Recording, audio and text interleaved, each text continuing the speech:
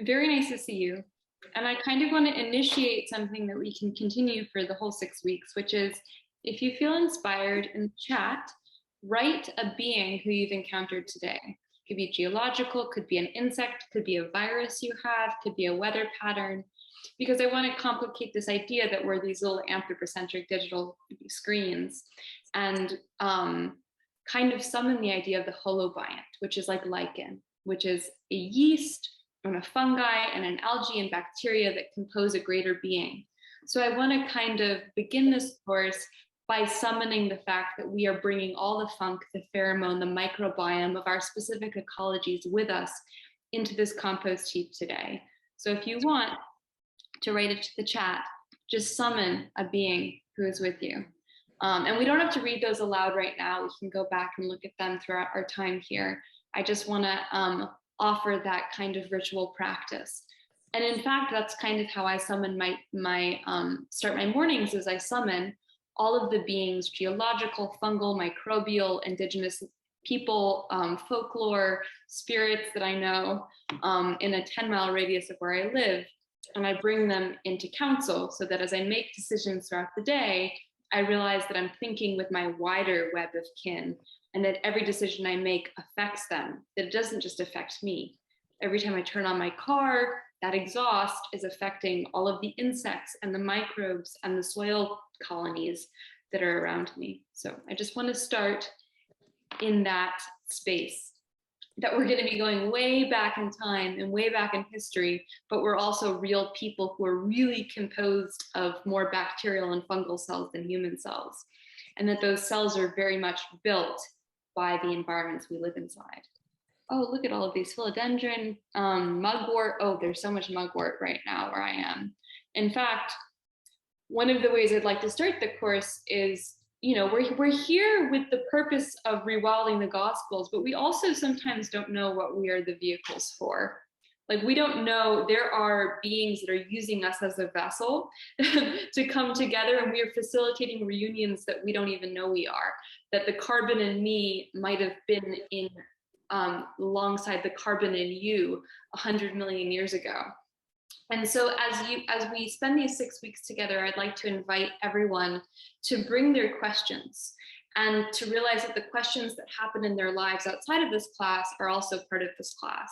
So a question I'd like to begin this course with is, so chicory is a little periwinkle colored flower with scraggly leaves, is invasive from Europe, and it was brought here to feed the cows that were used to terraform the land into little Europes and to push out indigenous people and indigenous plants. So they're an invasive species, but they actually facilitate really healthy fungal and microbial colonies below ground. So they're complicated, but there seem to be more of them in my area this year than ever before, and they're taller. They're about as tall as I am, and I'm 5'4", which is very unusual. And I'm trying to figure out why would an ecosystem need more chicory? Why would more chicory be showing up? What is the actual biological mechanism? And what is perhaps the mythic resonance? So I think we can all bring these questions to the Discord, to the chat, and to our discussion parts of these sessions, and begin to see if other people have the answer. So we can all cross-pollinate. Okay, so I'm going to begin, which is, I'm Sophie. I'm a writer. I came to my understanding of the Gospels first through writing a long fiction project from the Magdalene's perspective that will be out next year. And then I moved into nonfiction, but I spent about pretty much my whole life reading the primary documents, the scripture, the history, and really trying to ferment in all of this information and understand how the story of someone who seems anti-imperial and very interested in nature metaphors becomes the figurehead of ecocide, extraction, genocide, misogyny. How does that happen? How does that tragedy happen? And so I want to locate us first with two important things before we enter into this course. One is that we are not apologizing for or resurrecting Christianity. And Christian, actually, the term Christian was a derogatory term. I heard a great explanation about it by the theologian and historian Bruce Chilton, who said, it's like calling someone a Trumpist. Paul never mentions, none of the early Christian communities ever used that term. In fact, it was probably used as an insult. And they were not, Christ is actually a term that has very little to do with the man we're approaching, that it was a theological term. So we're not attempting to resurrect Christianity. And in fact, I would like to be very, very specific, which is right now, there are a lot of very popular mythologists and storytellers who have decided to resurrect Christianity with an ecological lens. But these are people who are also very tied below ground, not totally visibly, to ecofascism and to movements that leave behind the disabled, people who are dependent on technology and impurity, and stress the local over the contaminated topology of differences that we're all generating together. So I want to say that we are composting Jesus, we're planting him back in the ground, but we're not resurrecting him, and we're on high alert for ecofascism. And I'm going to send an essay to the Discord later that is about what ecofascism looks like. It's a kind of, it creates new dualisms by saying, here are the pure things, here are the impure things, nature is beautiful, civilization is bad. We are not dealing in purity. We are very interested in impurity and contamination. And in fact, that was the theme of most of Jesus's teachings. He was very interested in impurity and rehabilitating peoples and ideas and foods and substances that in his time period, culturally were considered impure. So that's one of the first places I want to locate us, is we are critical and careful about attempts to revitalize Christianity without really negotiating with how it's been co-opted by patriarchy and imperialism. And we're mostly interested in composting. Okay, and the other thing I want to say is we're also on high alert for anti-Semitism, because pretty much within 10 years of Jesus' death, as Christianity becomes co-opted by the Roman Empire, it becomes a tool of extreme anti-Semitism and genocide. And a lot of Christianity has that baked in. I think one of the first things we'll problematize is Jesus was not killed by the Jews, that this was a smear campaign that happens later on as the Roman Empire tries to take away this religion from the people who initially began it. So we're going to be really careful about insidious anti-Semitism that slips into a lot of conversations about Christianity. So those are the two things that I felt like would be important to locate us in as we begin this course, that we're going to just be very, very careful to not let these insidious anti-Semitic, racist, and ableist narratives into our approach. Okay, but now we're going to forget Jesus and we're going to go way, way far back. In fact, we're probably not even going to make it to Jesus until the end of the second module, because we're going back, I think, 37,000 years. So I'm going to start. Can I do screen sharing? Start share. Give me 1 second. Okay, here we go. And let me start up here. Okay. Cassie, how do I start the share? How do I do that? So if you go into... Oh yeah, here we are. You got it. Are we there? Am I doing it? Not quite yet. Okay. What about now? We're That's here? it. Okay, great. So let's start. Okay, beautiful graphics by Priya. Just want to shout her out for her amazing work. Okay, so This is a little prayer that Advaya put out today in their newsletter and on their social media. And I'm not going to read it right now because we have limited time.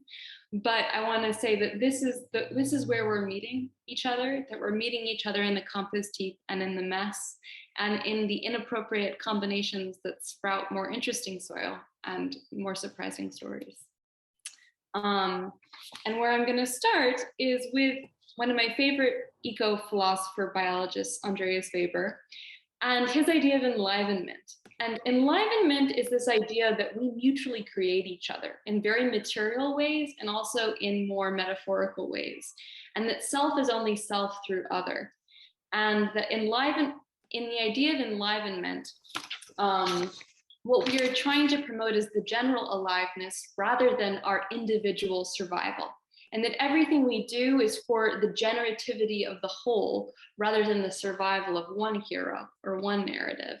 So I want to locate us in this idea that everything happens within a household of relations and that we ourselves happen because we are constituted by these relations. That body is only body through other and story is only story through other. And that myth is inherently ecological. So ecology comes from the Greek word oikos for household. And what it stresses is that everything you do infuses itself into other beings and is part of a dialogue, a shared breath. And it's this dialogue infused with breath that is myth. Okay. So ecologies are constituted, so Andreas Weber writes, and I think this is a great place to start, to be really alive is to be embedded in a mess that must be constantly negotiated. Ecologies are constituted by cooperation in a morally ambiguous way.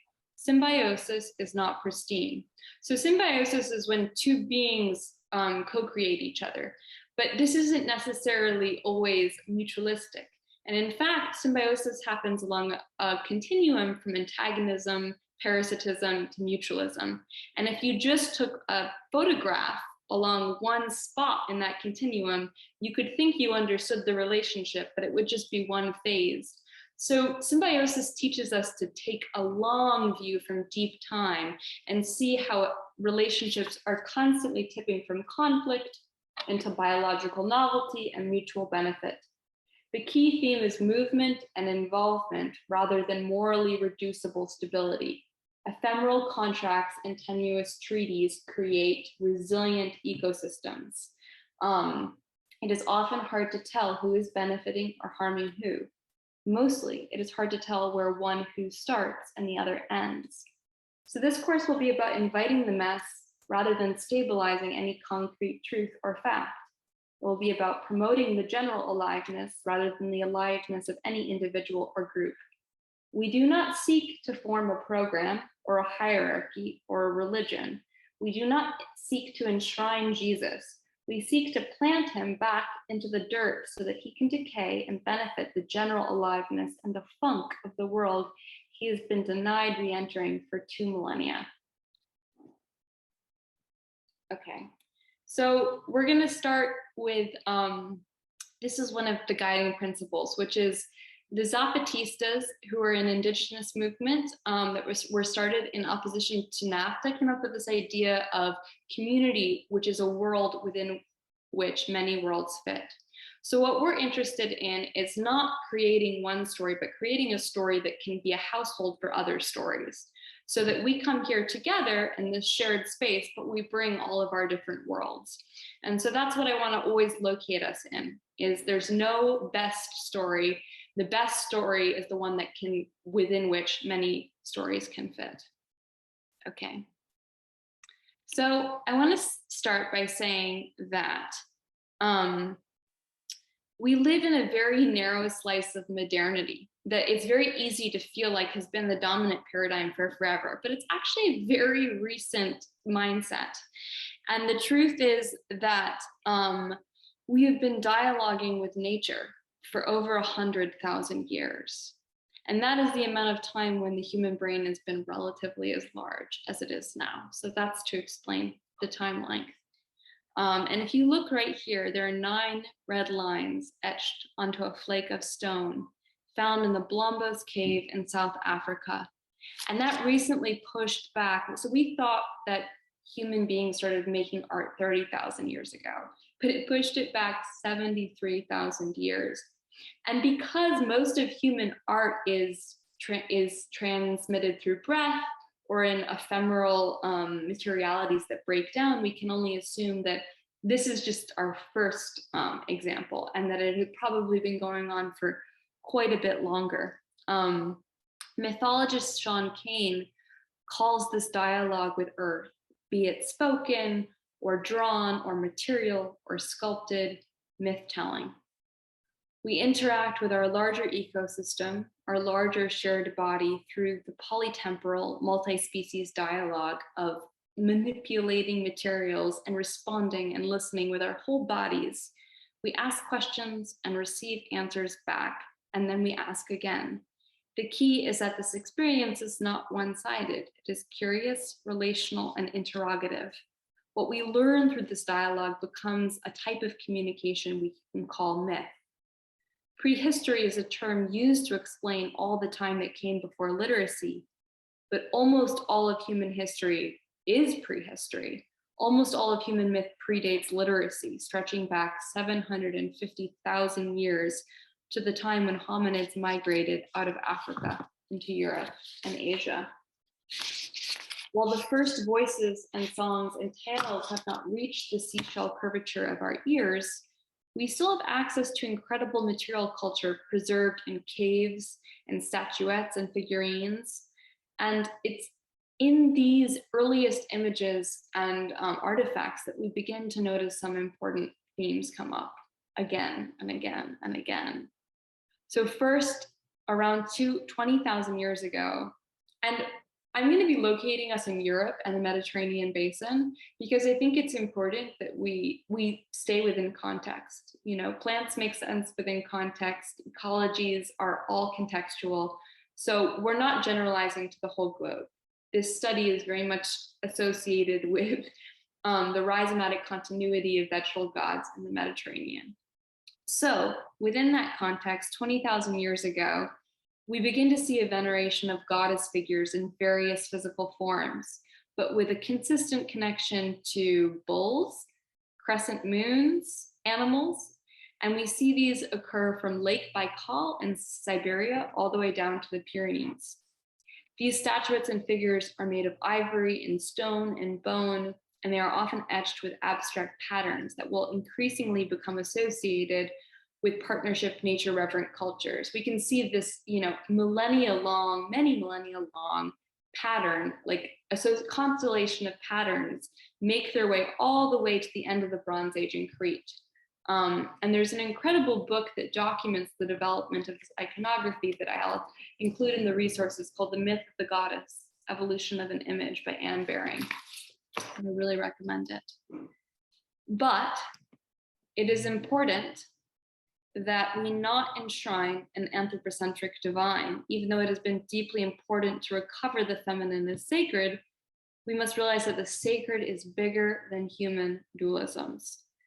The most striking theme of prehistoric art is not goddesses, but maps of relationality. When you go into the caves, what you actually see are streaming hordes of bison and deer and many different animals. And when humans are actually included within these polyphonic meshworks of different species and different songs, they're usually stick figures.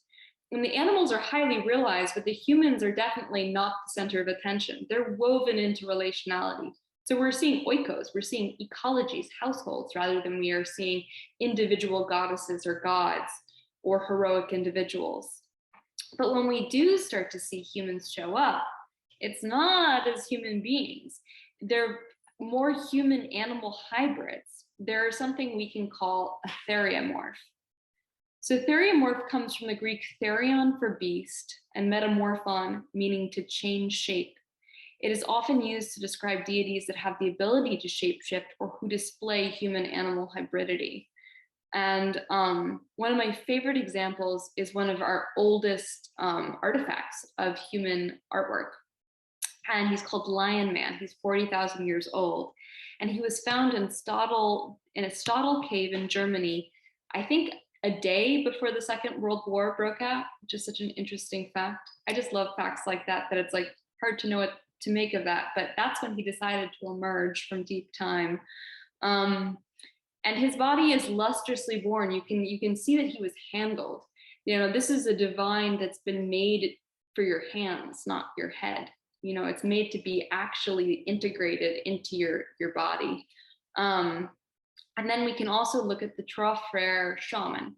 And I do want to say that we're not going to be using the term shaman in this course because it's been appropriated by New Age spirituality in a way that takes indigenous culture and flattens it and uses it for extractive capitalism.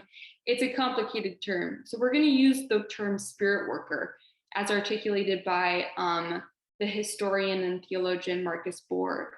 So Marcus Borg says that spirit workers occur in every culture. They come to be the intermediaries between animals and humans, plants and humans. They are often have prophetic trances. They perform healing. So we're going to say this is the Trois Frères spirit worker and start there. So at first we gaze with awe at this figure. This is one of the earliest representations of imaginative thinking. So what it shows us is a human being taking different parts of its environment, putting them together in a different shape in its head, and then inflecting that new being into the environment, but creating something that they're not necessarily encountering in their environment. They're making something totally new. And while this idea of like the birth of imaginative thinking is interesting and neat, I don't think it totally does justice to what we're seeing right here in this amazing spirit worker blend. I want to offer that what we are seeing is actually a deeply profound type of myth making that is not dialoguing with fantasy, but with deep time and microbial truth. We are so enculturated with Eurocentric epistemologies that we forget that for most of human history, we have been asking questions of our environment and getting back accurate data. That data wasn't quantitative or measurable with Western tools. Our tools of measurement were our bodies, our intuition, our dreams, and our relational webs that, like spider webs, could send vibrations back along a thread into our bodies, and we could read that and understand it. And in the next module, we'll be talking about geomythology and how a lot of indigenous myths predate scientific discoveries, but are absolutely accurate. And that in many ways, there are ways to access information that are outside of the dominant Western paradigms right now. And it is important to begin to add them back into the conversation. And that our bodies are very accurate ways of receiving information about our environments. Modern medicine today is in many ways just backtracking and extracting and reappropriating botanical knowledge indigenous people have stewarded for millennia. So poet and translator Robert Bringhurst proposes, we have these amazing, we'll go there in a second. We'll stay with the spirit worker from Trois Frères. So poet and translator Robert Bringhurst proposes that myth can be seen as an alternative science. Both science and myth they're both trying to understand the world by asking questions. They just ask questions in slightly different ways. While a scientist quantifies elements, the myth teller personifies them. So what if we look at these figures, these original theriomorphs, as being highly accurate representations of our evolutionary past as animals? And what if even deeper than that, we saw these blended beings as representative of the origin of our very selves? Our bodies today are the product of an ancient bacterial merger. Around 2.7 billion years ago, 3 living prokaryotes, which are simple cells without nuclei, little greasy lipid bubbles, self-cannibalized each other and merged to form the complex nucleated cells we have today. So the mitochondria in your cells today used to be a totally different being. Same thing happened for plants. Chloroplasts, which live within plant cells and help them photosynthesize, used to be a totally different bacteria. So, and we can see these anarchic cross species collaborations realized in the lion man and in the theriomorph. We can think about our own belly buttons that show us that, 200 million years ago, a retrovirus invaded proto-mammals and taught us how to develop this syncytin protein that creates the syntrophoblaст layer of a placenta. That we are humans born of wombs because of viruses. And so a lot of these blended hybrids are in some ways pointing to our symbiotic origins in an interesting way. I just wanted to share one of my favorite ancestors, Casinaria kitty. So all of the beings, we have, how many of them? Birds, lizards, and mammals all share this common ancestor, Casinaria kitty. And so Casinaria kitty was one of the first beings to symbiotically take the ocean inside of its own body. And it used to be that you had to have your amniotes, your embryos grow in ocean water. And as climatological pressures pushed beings onto dry land, they had to take the ocean inside of their bodies and create amniotic sacs in order to gestate beings. So it was a symbiotic fusion between the ocean and our own bodies. And this is our ancestor. So we're going to complicate the anthropocentric idea of lineage and ancestry as being in some way a thread that you can follow. Ancestry is a rhizomatic continuity with multiple doors of entry, and one of them is Casinaria kitty. And so I sometimes, when I say my prayers, I summon this first amniote that left the ocean. Okay, so the lineage, the lineage or the rhizomatic continuity of theriomorphs stretches out for thousands of years across many different time periods and places and ecologies.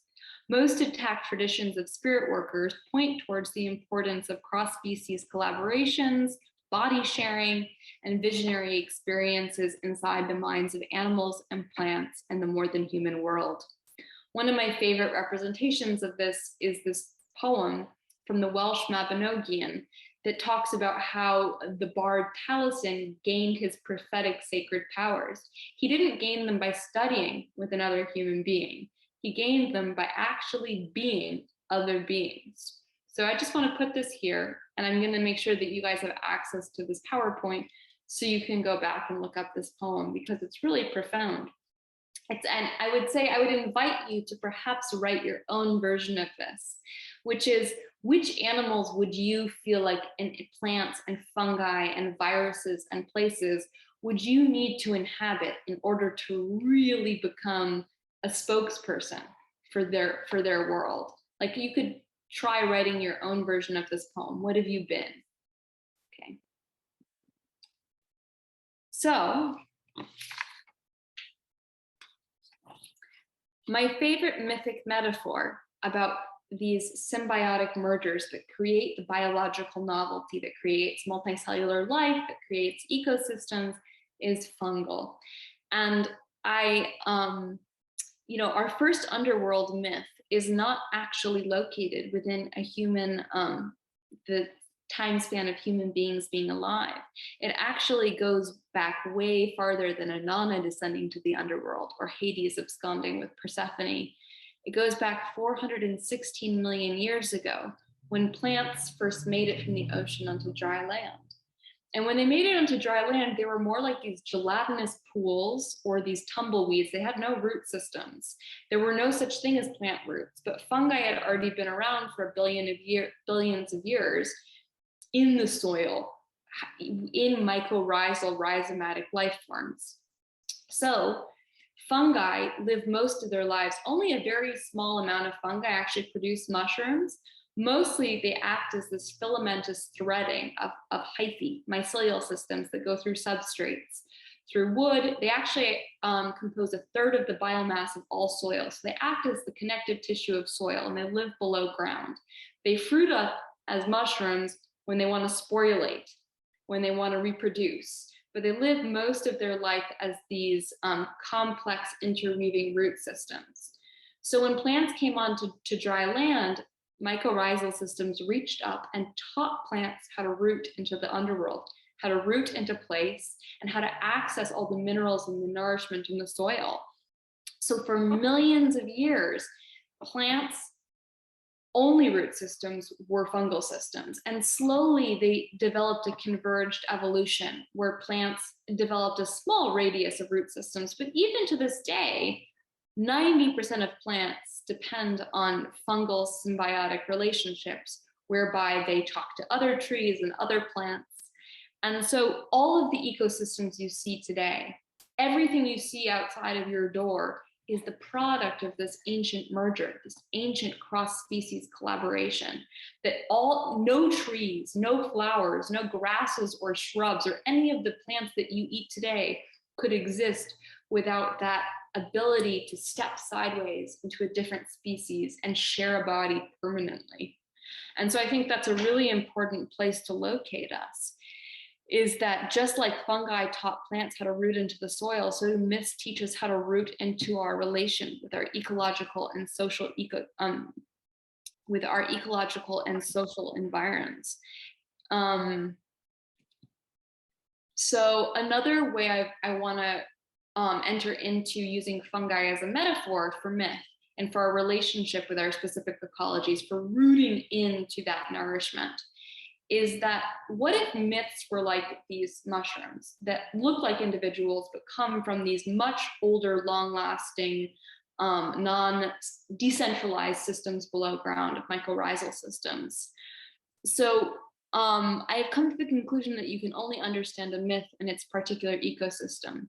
Just like mushrooms are the fruiting bodies of underground mycelial systems, so are myths the particular above-ground mushrooms of a specific ecology. So we can think of mythic figures as being like the giant, perhaps 7,000-year-old honey fungus in Oregon. It stretches for miles underground and fruits up as mushrooms that superficially look like individuals. So we see this rhizomatic continuity in Europe and the Mediterranean of theriomorphs. That's where I want to begin us, of these beings that share, they have horns, they're often half snake, they're never wholly human. And they start to occur with a lot of frequency. So just as we see goddess figurines all across Europe and the Mediterranean, so do we see these theriomorphs. And what if we thought of them as being mushrooms rather than of a shared mythic mycelium, rather than being individual expressions? So, we're ultimately going to end up in Galilee with Jesus. But by the time we get to Jesus, we're going to realize he's a mushroom of a mythic mycelium that goes all the way back to the Trafair shaman and to the 40,000-year-old lion man. So another thing that is important that fungi teach us as we enter into looking at myths is, myths and science alike lapse into dogma when they're not available to change and they don't adapt to shifting information.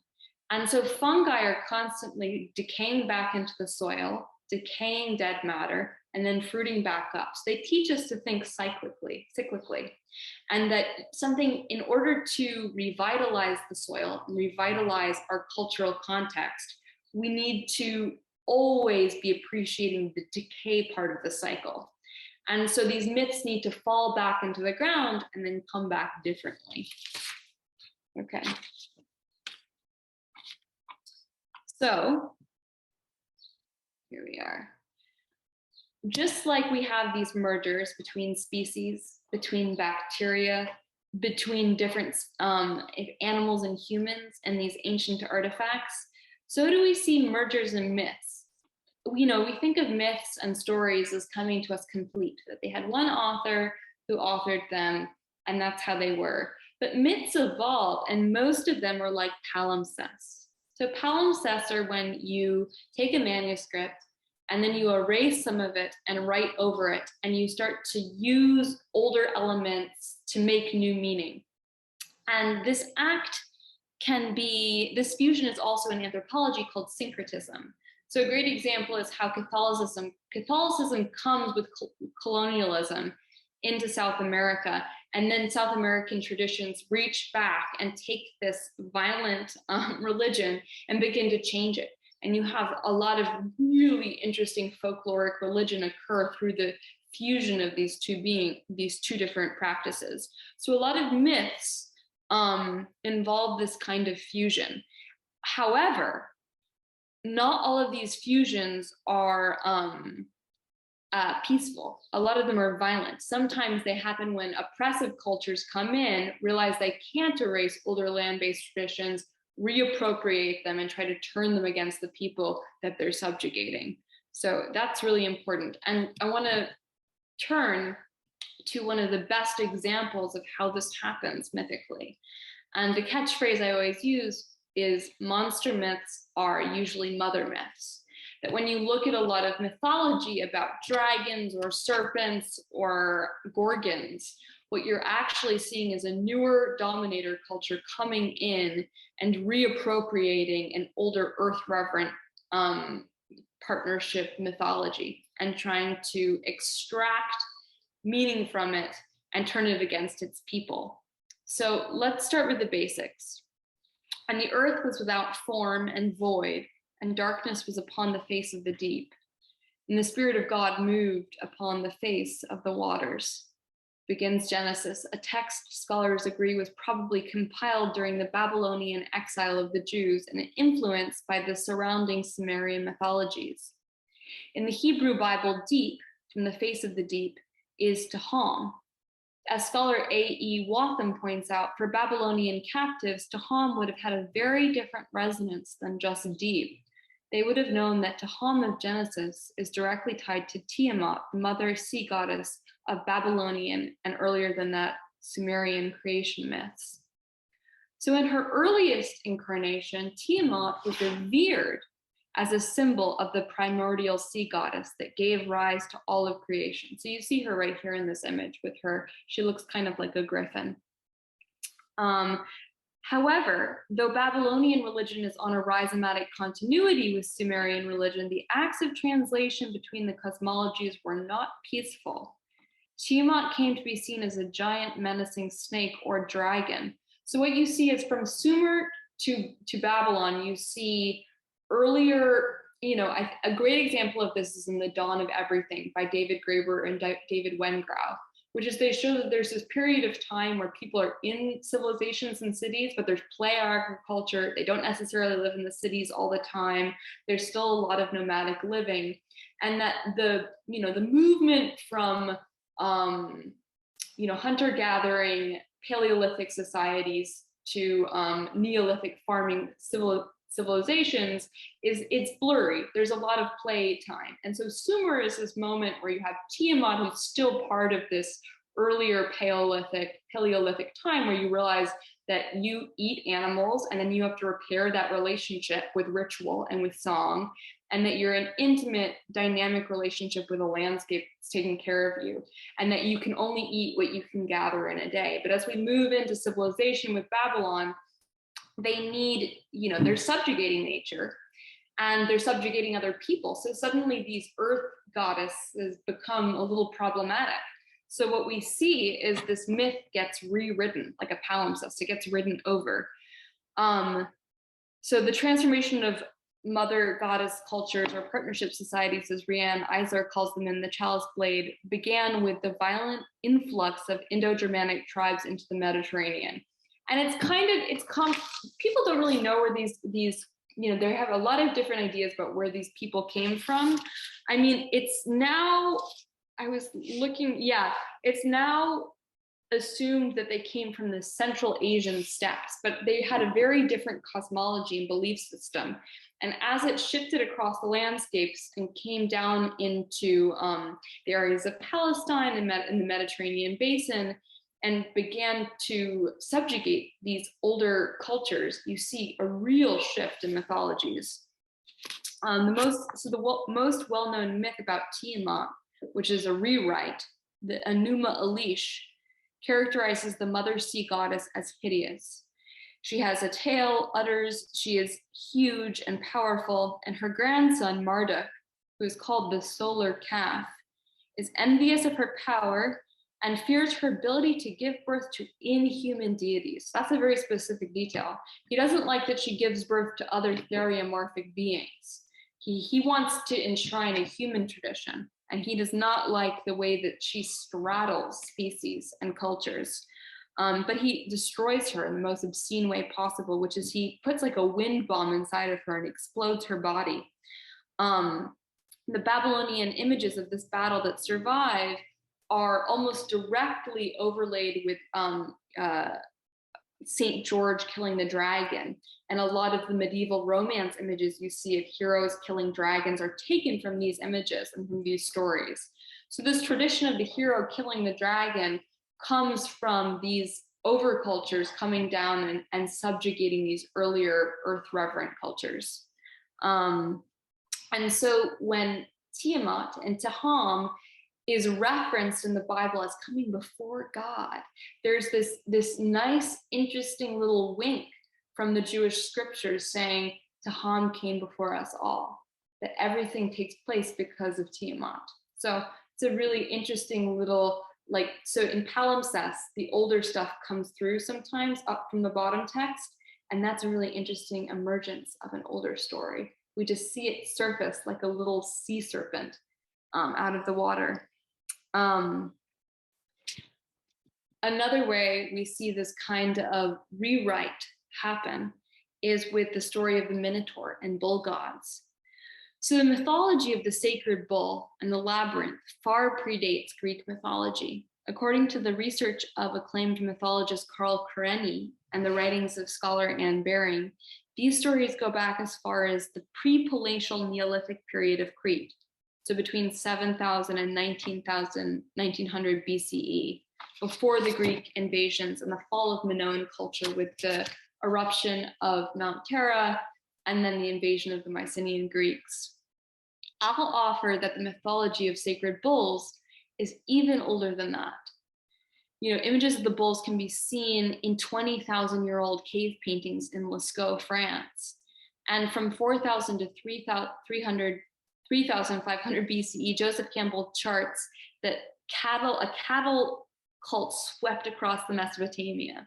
So they're sweeping along this rhizomatic continuity of theriomorphs below ground and fruiting up in Cattle Hayek and Harappa and Göbekli Tepe. In all of these earliest civilizations, we see bull horns and a reverence of the crescent moon and lunar time.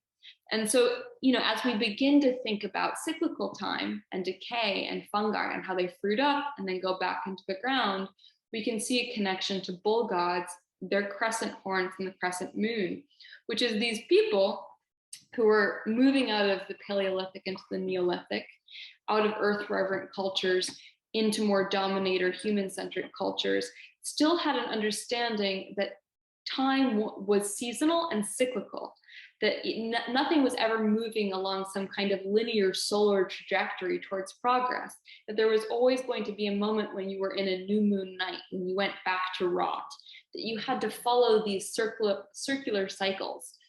There was a tradition during this time of kings that would be king for a season and then quote unquote killed at the end of the season. And while I had complicated feelings about what the king must die mythology means, which we'll get to in a later module, I still think it's interesting to think about what it meant to live in a culture that understood that everything is always changing, and it's changing in intimate relationship with the seasons and the vegetation and the moon. So going back to the Minotaur, when we look at Greek myths, chock full of monsters, rape, pillage, and heroic valor, we have to remember that these myths are rewrites of older stories, or at least fusions, oftentimes non-consensual fusions of two competing mythologies. A great example of this is Medusa, that a lot of mythologists agree that the snake goddess, that goddesses are always associated with the snake. And when you have the Greeks come down and begin to dominate Minoan Crete, what they do is they turn these snake goddesses into monsters. So suddenly Medusa, the original goddess, is turned into the Gorgon. In the Greek rewrite of older Bronze Age Minoan myths, we hear about the monstrous Minotaur living in the labyrinth and eating human sacrifices. So we hear about the Minotaur as being a monster, although honestly, it's never super specified why he's so bad. Little is said of the Minotaur's misdoings, but he is nevertheless deemed dangerous or hideous enough that he must be sequestered away. So young Theseus of Athens comes down to the rescue. He woos the Minotaur's sister Ariadne, and she reveals the secret of the labyrinth. And the patriarchal hero slays the Minotaur, wins the heart of the Cretan princess, and sets sail for more adventures. It's implicated that he sleeps with Ariadne and then he discards her on Naxos, which is a great representation of what patriarchal heroes do. You know, they kill the monster, they rape the princess, and then they discard her. What's very interesting is the bull god Dionysus, associated with bulls and snakes, comes to Ariadne on the shores of Naxos and says, why would you want a man when you can have a god? And he crowns her, actually, gives her the corona borealis in the sky, that constellation, and makes her a goddess. What we see there is really interesting, which is we have Dionysus as being a pre-Greek god coming and bringing the goddess back into her full glory. So because we can see that Ariadne is representative of an older goddess culture associated with bees and labyrinths and dance on Crete, who's been denigrated in the Greek mythology. And Dionysus comes back and puts her back in the pantheon, makes her a goddess again. What's really interesting about Crete, though, before these myths of Greek domination coming in and making the bull gods monsters, is that, you know, Rian Eisler, who's a real expert on Crete, says one of the most striking things about their art is what it does not depict. For what people do not depict in their art can tell us as much about them as what they do. So prior to the fall of Minoan culture, Crete had no fortified walls. Most importantly, in their art, which they left behind a lot of material culture, there are no known depictions of violence or war. Instead, nature in all its wild fecundity is depicted in frescoes, mosaics, and drinking vessels. Spirals, snake evocative chevrons, vegetation, and animals dominate the imagery. So what we can see in their imagery is a kind of continuation of the cave painting tradition. So maps of relationality, we're not focused on individual human beings, we're focused on relationships, on creating households. As you can see, there are lots of amazing, complex, you should look up if you want, and I'll maybe put a link to it in the Discord, looks at Minoan seals, because they're really extraordinary scenes, complicated scenes. You can read so much without having a word to read. So the lunar realm of the labyrinth, with the Minotaur at the center, lies palimpsest-like underneath the sunlit girth of Mount Olympus, flickering in and out of the Greek pantheon. It didn't disappear when the Indo-Germanic tribes subjugated the earlier Mediterranean populations, but deracinated and replanted into a new violent mythological ecosystem, earlier gods became murderous monsters, and goddesses like Ariadne withered into helpless princesses. So the Bronze Age, which is this moment where you see these cultures, the older earth reverent culture begin to disappear, and the patriarchal dominator culture really begin to take over.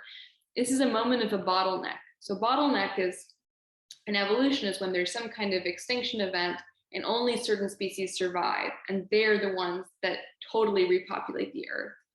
So I like to think of the Bronze Age as actually being kind of like a bottleneck event, at least in the Mediterranean. And you have to ask what caused certain cultures to invade and appropriate earth reverent cosmologies.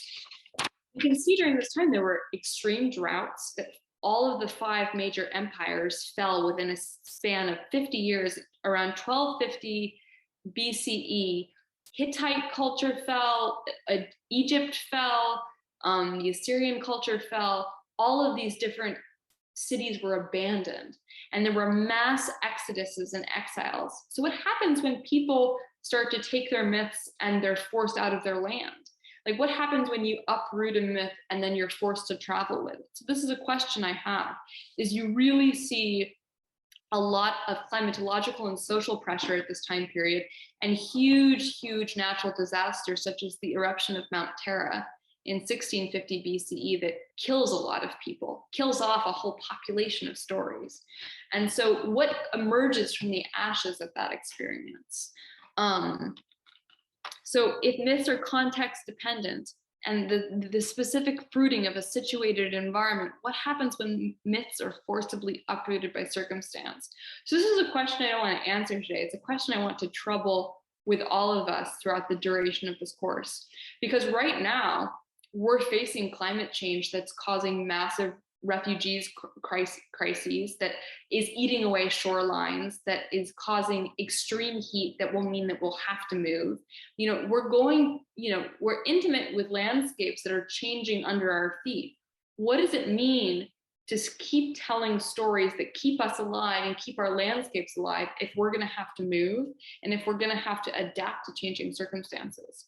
So this is something that people during the Bronze Age had to really figure out hands-on. And it might be important for us to begin to access this type of agility, mythic agility again. And so it's a question I'm opening up. So this course is supposed to be about Jesus, or Yeshua, as he would have been called in his native tongue of Aramaic. But first we need to plant Jesus back into his deep mythological context.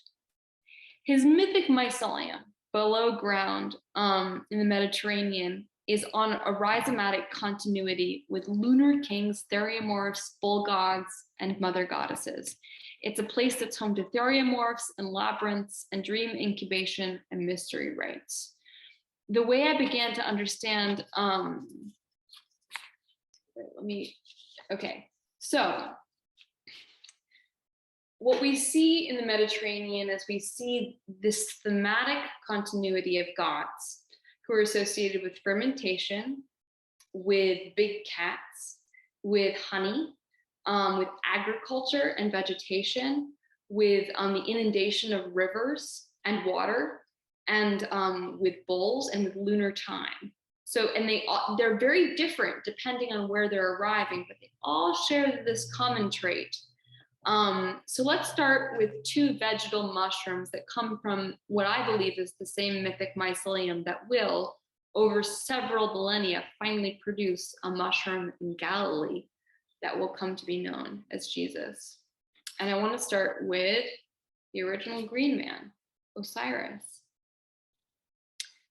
The fields laugh, the god's offering descends, reads one of the earliest references to the god Osiris in the Old Kingdom pyramid texts.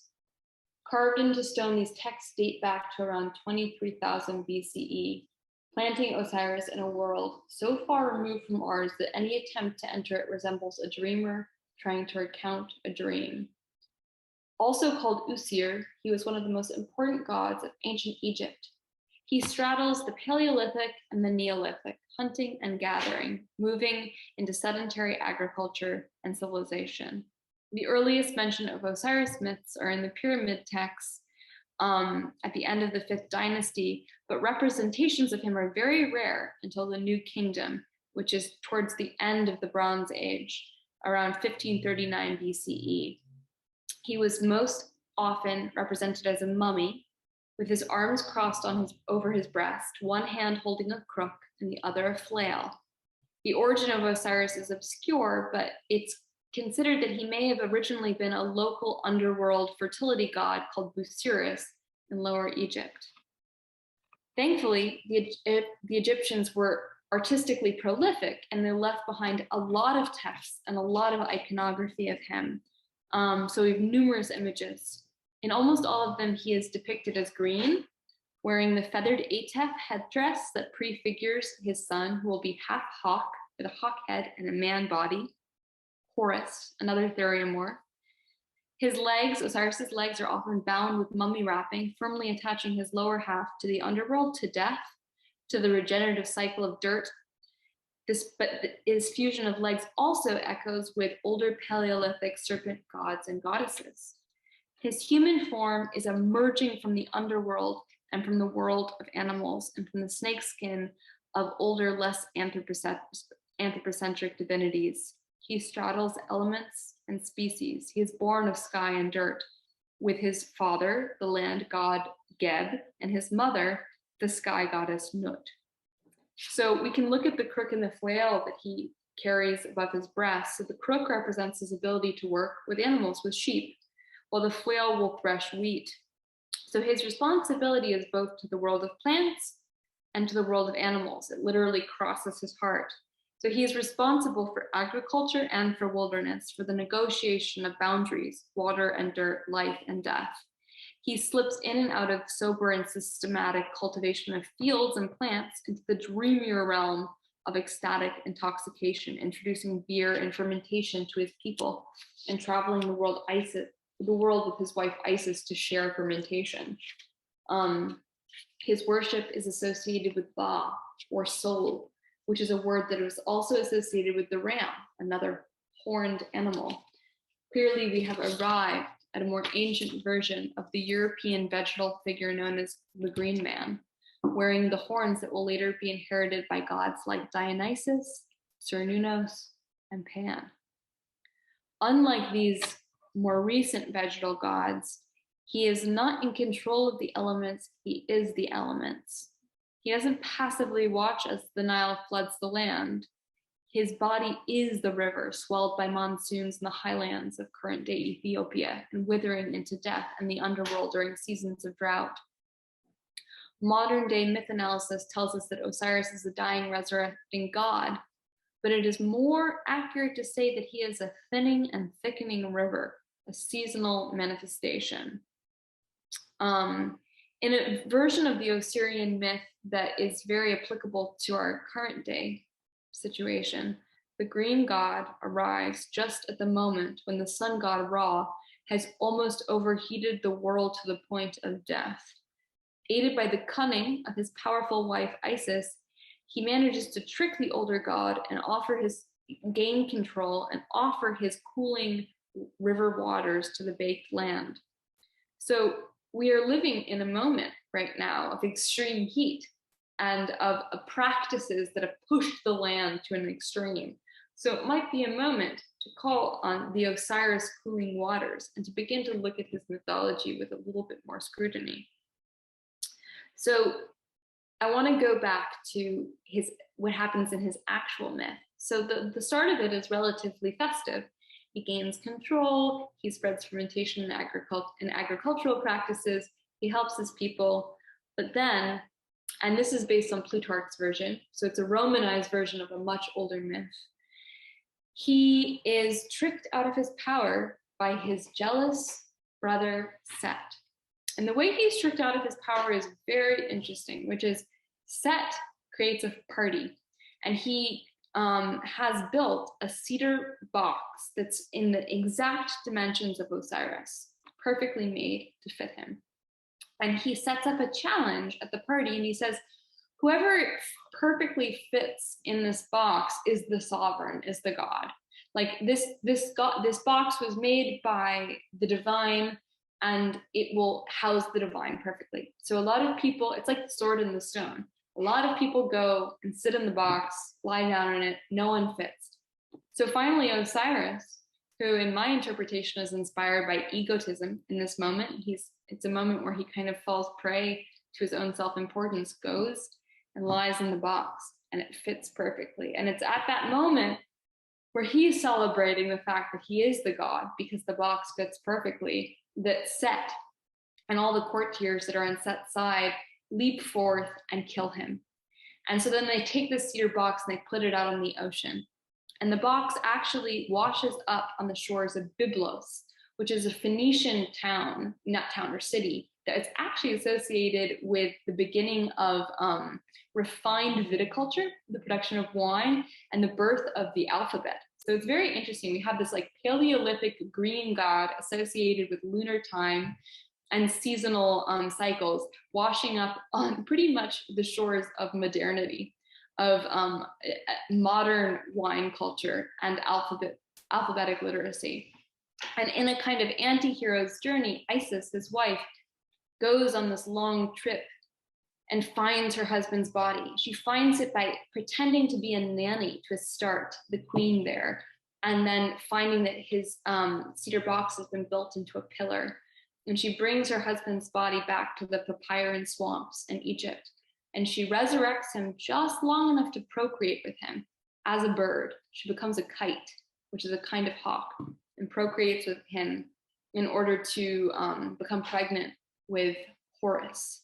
But then Set intervenes again and cuts Osiris up into 14 pieces.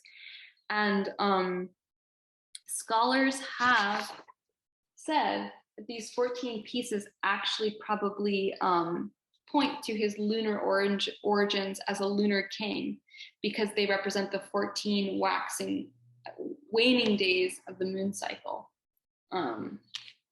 So I think what's interesting here, and it's one of the questions that I kind of want you to spend the next week thinking about, is what is your box?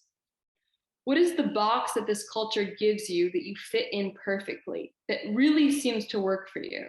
Is it your privilege? Is it a certain job? Is it a way that you present yourself that's easy, that makes you money, but that sets you up for death, or sets the culture up for death?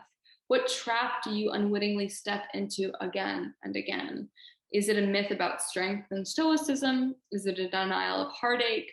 You know, for a white woman, is it like the ease with which that allows me to travel the world and exist and have a voice?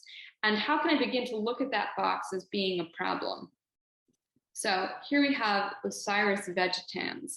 So I think there's an even messier lesson here than just the box, which is veneration of the dead god was focused primarily on man-shaped garden vats called Osiris vegetans, where yearly priests would mulch soil, wheat, wine, spices, food, and plants, ladling in water until the sacred compost bin sprouted a few stray plants and became a green god. So the dead god comes back to life. You also see a very similar practice in the veneration of Adonis, who is a beautiful god who's then killed, and he's honored every year by women going up onto their roofs with these small garden vats that they would sprout and then leave to wither, to represent the constant cycling of death and rebirth. So the compost god was venerated and then lovingly buried in a hillside or slipped back into the river that was supposed to be his own body. So the really interesting thing about this is that Osiris teaches his people how to venerate the land and work with it, but then he is composted back into the land. The king becomes the kingdom. He becomes the actual land that he is supposed to be governing, which is very interesting to me. Our ecosystems are constituted by these cycles of growth and decay, and interruptions in these rhythms can have really weird effects that highlight why life must always be balanced by decomposition. During the Carboniferous period, nearly 360 million years ago, a bloom of early wood-based plants created a huge deposit of dead vegetal matter that began to swamp the world and kill other life. It took up way too much space. Merlin Sheldrake, in his book Entangled Life, explains that these layers of dead wood accumulated, and so much so that so much carbon was captured by them that carbon dioxide levels in the atmosphere actually dropped, creating a climate crisis, causing a global cooling event. The fossilized remains of these very compacted layers of undigested matter are now the source of our worst trend, coal, that is fueling global warming today.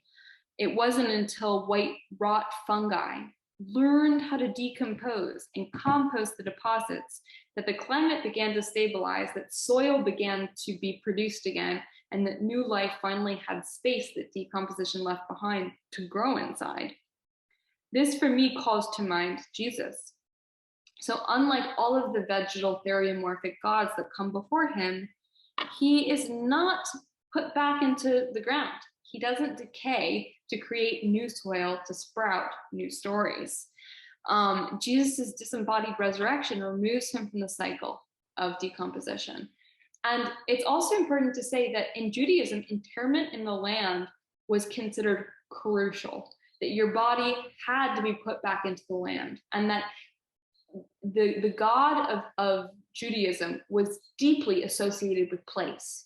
And so to be removed from place, to be interrupting that cycle was a big, big deal.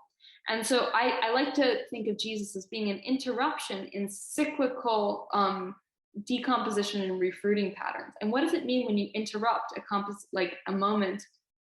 What does it mean when you interrupt an ecosystem's way of creating new soil and creating new space for new species? What happens?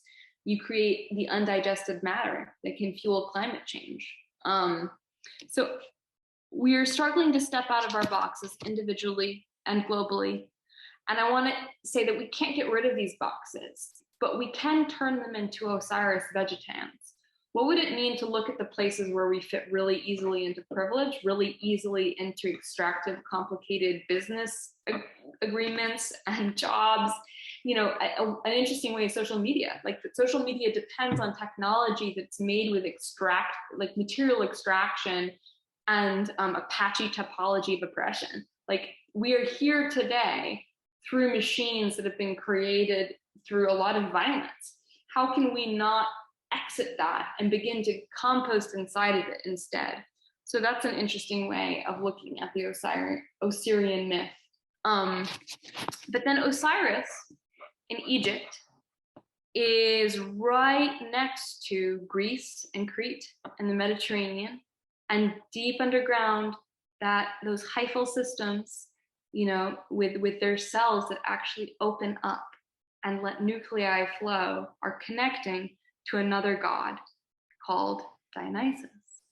And so Osiris roots in Egypt as the green god of rivers and beer, but as the mythic mycelium of vegetation and fermentation probes through Mediterranean, it takes on different names and different sets of plant and animal allies. We can actually map the spread of fermentation and the spread of these gods. The mycelium stretches below ground and fruits up wherever fermentation becomes ritually important, starting somewhere around the old Stone Age, Paleolithic, and making its way into the early Neolithic. We can see the first fermentation as practiced by a people called the Natufians, who live in what is now Syria, Palestine, and Jordan. And they were coming into being around 13,000 BCE to around 9,500 BCE. And they were brewing primitive beer, most likely well before they were making bread. So this is a big point of contention, which is which comes first, beer or bread? I am of the belief, especially given all of the research that's coming out right now through paleobiology,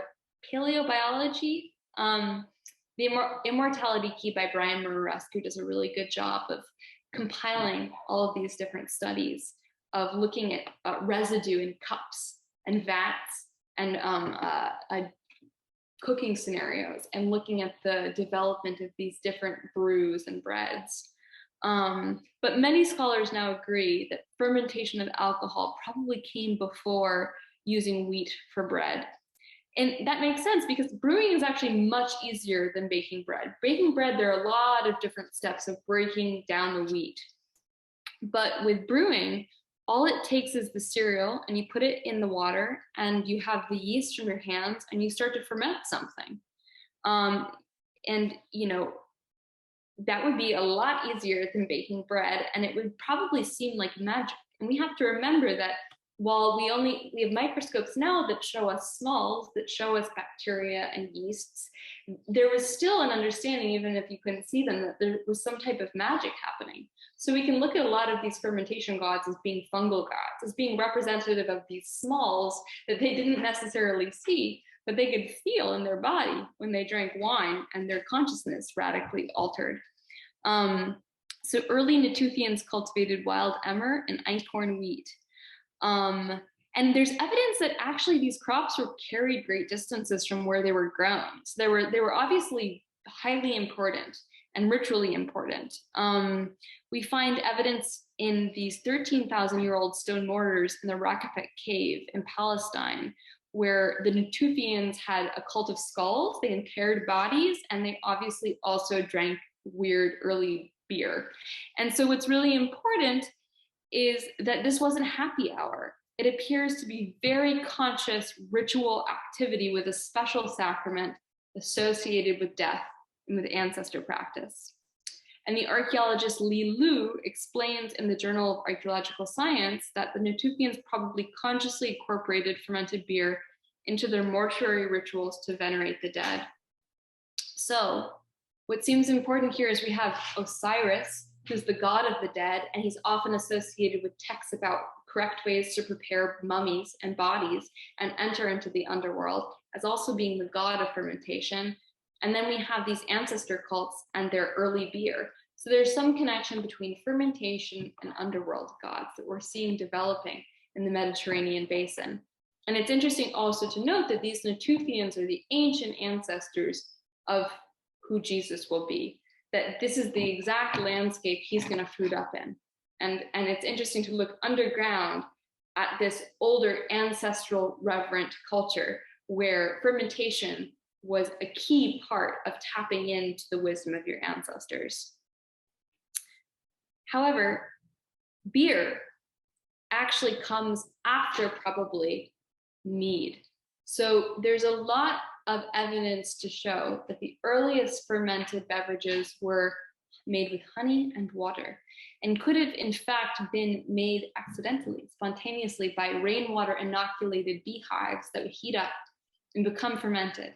And people would find them and drink them and really experience, soma, the sweet, intoxicating succor of the gods. And who is the original god of bees and honey? Dionysus. Long before Dionysus was the god of wine, he was the god of honey and mead, of swarming bees, I like to think of him as the swarm. He's always pantheistic. And in fact, it's really interesting to note that within the Olympic pantheon and the Greek mythology that he's finally put inside of, he's never called a deus or a human god. He's always called a daemon. He's always associated with something else, with the animal world, with insects and bulls. So he's never properly integrated into the human pantheon. Who is Dionysus? We first have mention of his name in 1250 BCE in the earliest version of Mycelium ancient Greek. But we can assume that if his name is being written down, he's probably existed for a long time before that. And in fact, Zeus, his father, we gotta keep going. Here we are. There he is, looking. He's often described as being baby-faced or girl-faced or feminine or androgynous. He's got a lot of interesting epithets. In fact, Zeus, his father, in the Greek version of stories, may actually be a more contemporary version of Dionysus. And in fact, if you look at some of the earliest myths, Zeus personified as a snake was also called Dionysus. So you see them flow back into each other. So the interesting thing about Dionysus is he is very adaptable. He's always personified as a stranger and as being foreign, as being from a strange land. He arrives to cities. He's not from cities, but he arrives to cities. And when he arrives, he's always very freshly adapted to the precise needs, cultural, ecological, social, political, of that time period. He's very good at shifting shape. He doesn't get brittle or ossified. That in written culture, it's very easy for stories to stay the same. And when they stay the same, they don't adapt to our changing needs. But Dionysus is this great representation of what I like to call like an adaptogenic god. So adaptogens are herbs or mushrooms that don't go into your body with like a hammer. They go in with like a precise way of asking questions. And they say, what exactly does your body need? So they prime your immune system to do exactly what it needs to do to heal and balance your body. And I like to think of Dionysus as being associated with fermentation and yeast and fungi as acting a little bit like an adaptogen. That when he shows up, he's very good at adapting to the particular needs of the place where he is. And you can see this in this Orphic hymn that he's never a hero on an individual journey. He's always very remarkably multiple. And, you know, he's the loud roarer, he's the firstborn, he's the two nature, he's the thrice born. So he is born 3 times, he is firstborn, he is various, and the Dionysian myths that survive accentuate this slipperiness. He disrupts our desire for a discrete individual narrative that follows the arrow of time forward. He is immediately mycelial in his birth stories, branching off from many different parents and many different locations. One popular version begins with the god Zeus seducing the human princess Semele, daughter to Cadmus, an ancient Greek hero and the founder of the city of Thebes. But Semele is not a Greek name. Historian Maria Gimbutas, among others, postulates that Semele represents a form of Semla, a much earlier Phrygian earth goddess mentioned by Homer, Euripides, and Ovid. Dionysus and his mother then can be connected to the Phrygian populations that existed before the Ionian Greek invaders came down and colonized their mythology. Zeus, a new god of thunderbolts and mountain summits, copulates with an older female principle of the earth. And this maps onto the Orphic cult's belief that Dionysus was born of Zeus and the earth goddess will be called Demeter. In a particularly gruesome turn of events, Semele is destroyed by the majesty of seeing Zeus in his real form. And the zygote of Dionysus is then planted in Zeus's thigh, where he gestates Dionysus in his thigh and gives birth to him. So Dionysus, interestingly enough, is born of both a man and a woman. And he is a blend of genders from the start. He is oftentimes raised as a girl, or he is a girl initially. And he's often born with bull horns or turned into a baby goat. And we can assume that he existed well earlier than 1250 BC by this constant refrain of horns. And some people have said that the Minotaur and Dionysus may be different versions of the same Cretan figure, actually, which is very interesting. That the brother of Ariadne is also the consort of Ariadne. So we see the goddess and her consort turned in the Greek version, which is, you know, the dominator culture version. It's sterilized and made into a brother and a sister, which is interesting. The important thing is that when Dionysus arrives, it is not as Joseph Campbell's solitary hero on a quest for origins or an illusory grail. It is not even as an apocalyptic savior with a specific plan. No, he arrives chaotically, grinning, virile, vegetal, with a grail already in hand called a cantharos, which was his winged cup. He brings his fermented beverage and his flowering wand called a thyrsus, which would conduct his vegetal mayhem. And I just want to plant a seed for something we're going to arrive at later, which is, so if we're thinking about how figures are all connected below ground, we have Dionysus, who is born of a mortal woman and a god, who comes to the mortal woman as a bird. So Zeus comes to Semele as an eagle.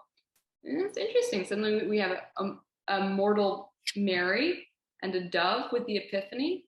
Interesting. We also have a figure who is associated with rebellion and with anti-imperialism and disruption and fermentation. And we have Jesus sitting on the lap of the Father. And we have Dionysus always being associated in many different texts about him as being born from the lap of the Father.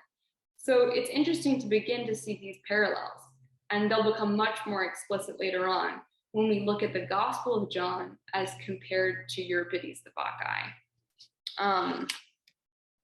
So it's important to note that Dionysus was not always a red-faced wino.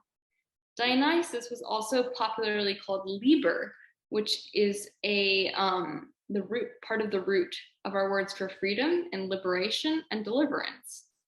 Why do we think of him as a god of drunken foolishness? His worshippers very clearly saw him as a god of revolution and independence. Mythically, his arrival would always signal the inversion of social norms and the blooming of unfettered, uncivilized celebration, conducted always by society's underdogs. So his worship was always done by priestesses and by women. He was often associated with foreigners and exiles and slaves. He was never the dominant paradigm's hero. And in fact, when you see Dionysus interacting with kings and with sovereigns, it's never to their benefit. He's the one who screws up King Midas. And if you know the story of the Bacchae, and I've included the PDF in the resources, when Dionysus comes up against kings, they often end up without their heads. But he's always the friend of women and old people and storytellers and bards and dramaturgists, and never the friend of sovereigns and kings. When he arrives in Euripides, he says, "Thus must I speak clear to save my mother's fame and crown me here," he declares. He's come back because his mother, he believes, has been dishonored. The bad rumors have been spread about her. And so all of his behavior in this famous play is about avenging his mother. And so it's interesting that he's usually flanked by a dynamic mother-daughter duo. In fact, in the Eleusinian mysteries, he's often paired with Demeter and Persephone. So maidens and mothers pick up their flowering wands, they don animal skins, and are the first to join his sacred swarm. The Romans, afraid of the revolutionary and unpredictable quality of this pre-Mount Olympus open-air mystery cult, worked really hard to cast the Maenads in a bad light. The word Menesthia, Maenad, meant to raise. Oh, got a noise. But in a culture, so Roman culture as being an evolution of Greek culture that was increasingly repressive of women and viewed them as untrustworthy domestic servants who weren't even really allowed to leave the house, what exactly is madness? Madness, it seems to me, would be for a woman to accept a status as a second-class citizen, to accept a life without poetry and access to wilderness. So maybe these Maenads aren't so mad anymore. Euripides describes them with loose hair, unbound and uncovered by a veil. And they were said to tame animals, and specifically snakes, poisonous snakes. And this was real. This wasn't like mythically, like in celebrations, in the Dionysia celebration in Athens that would happen every year, women would come in with poisonous snakes and with wild animals. This was not at all just a story. It was actually done. And interestingly enough, Dionysus is also associated with the birth of tragedy. So tragedy means the song of the male goat.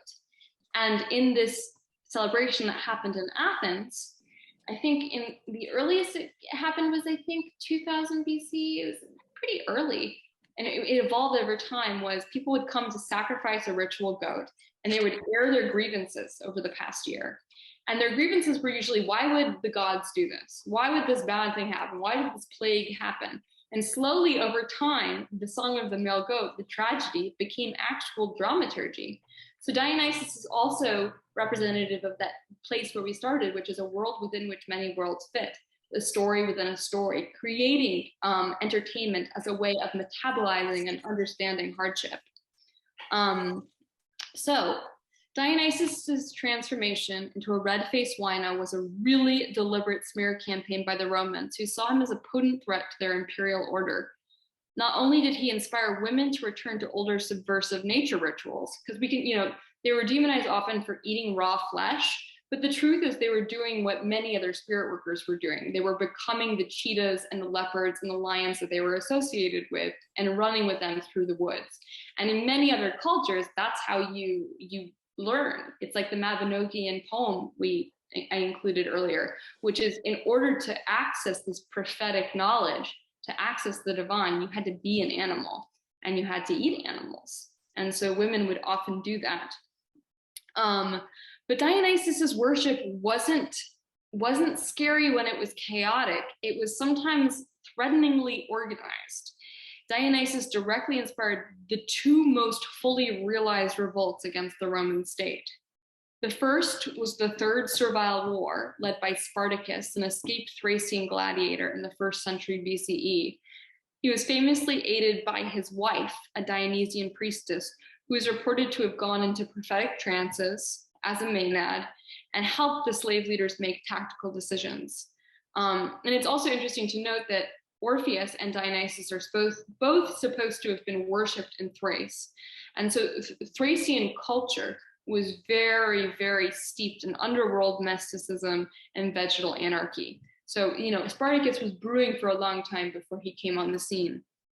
The second Dionysian revolt was the most, probably the most implicated in Christianity. And we'll ultimately reach there in the third module when we look at the Galilean context of Jesus. And it was a revolt by a companion priestess called Pacula Ania. So the Roman historian Livy tells us that this powerful woman opened up the veneration of Dionysus to young men. So typically it was only priestesses who could lead festivities, but she did two things. One, she said the celebrations could happen every week. They didn't have to happen on a schedule. They could happen all the time, and young men could participate. So this does not seem that bad, but it was really, really threatening. And her critics, which Livy tells us, and he was one of her critics, thought it was a direct attempt to radicalize the young sons of the older Roman elite so that they would turn on their fathers. There were a couple of old Roman politicians died at the time period, and the rumor was that they'd been poisoned by their sons because their sons wanted to help these women to come into power. While the popular cult was never openly combative, and there's reason to believe that none of these rumors were true, it inspired such fear in the Roman Republic that there were mass trials and executions, and probably upwards of 7,000 people were killed. It was the first mass persecution and religious execution that we have documented in Europe. And it was also the only Roman god who was ever outlawed. So I want to plant another seed, which is you have a hugely popular god of slaves, outlaws, disabled people, women, who's suddenly outlawed. And this happens about 200 years before Jesus comes on the scene. Where do all those people go? Suddenly it's illegal to practice their cult of fermentation and ecstasy and revolt. Where do they put that energy? So it's interesting to begin to see this repressed religion looking for a new outlet that isn't illegal. But I also want to turn from the human realm and say that Dionysus offers us a radical option, which is going to be inherited by Jesus, which is don't look to the humans for advice on how to dismantle the master's house. The master's tools will not dismantle the master's house. Look to the vine and the ivy. Look to the animals. Look to the ecological parables around you. And it's interesting that he's always associated with ivies and vines, which are serpentine tentacular vegetation that climb, probe, constrict, crawl, and digest homes. Wisteria will wind around power lines and chimneys until they overwhelm the host. Ivies will inject their aerial roots into tiny cracks between bricks. Gardening and home care manuals warn against vines damaging gutters, roofs, and windows. They digest and distend weak surfaces. Old buildings covered with ivy act like greenhouses for warmth and moisture, slowly rotting through the walls and the wood. And my favorite example in the Hudson Valley right now is grapevine, which is considered to be an invasive species and that brings down trees. And a question that I ask when I start to ask questions of the vegetation around me is, yeah, these are invasive species, but are they hospicing and midwifing a new ecosystem into being? Because the Hudson Valley right now is about 105 degrees. So, I've lived here my whole life and I've seen a complete shift. It's a tropical environment now. We barely have winter. It's mostly hot and warm. The soil is changing. Shallow rooted trees that used to live really well here are coming down. And so sometimes I look at the invasive species like mustard greens that create fungicidal chemicals that kill the mycorrhizal implants of a lot of these trees and bring them down.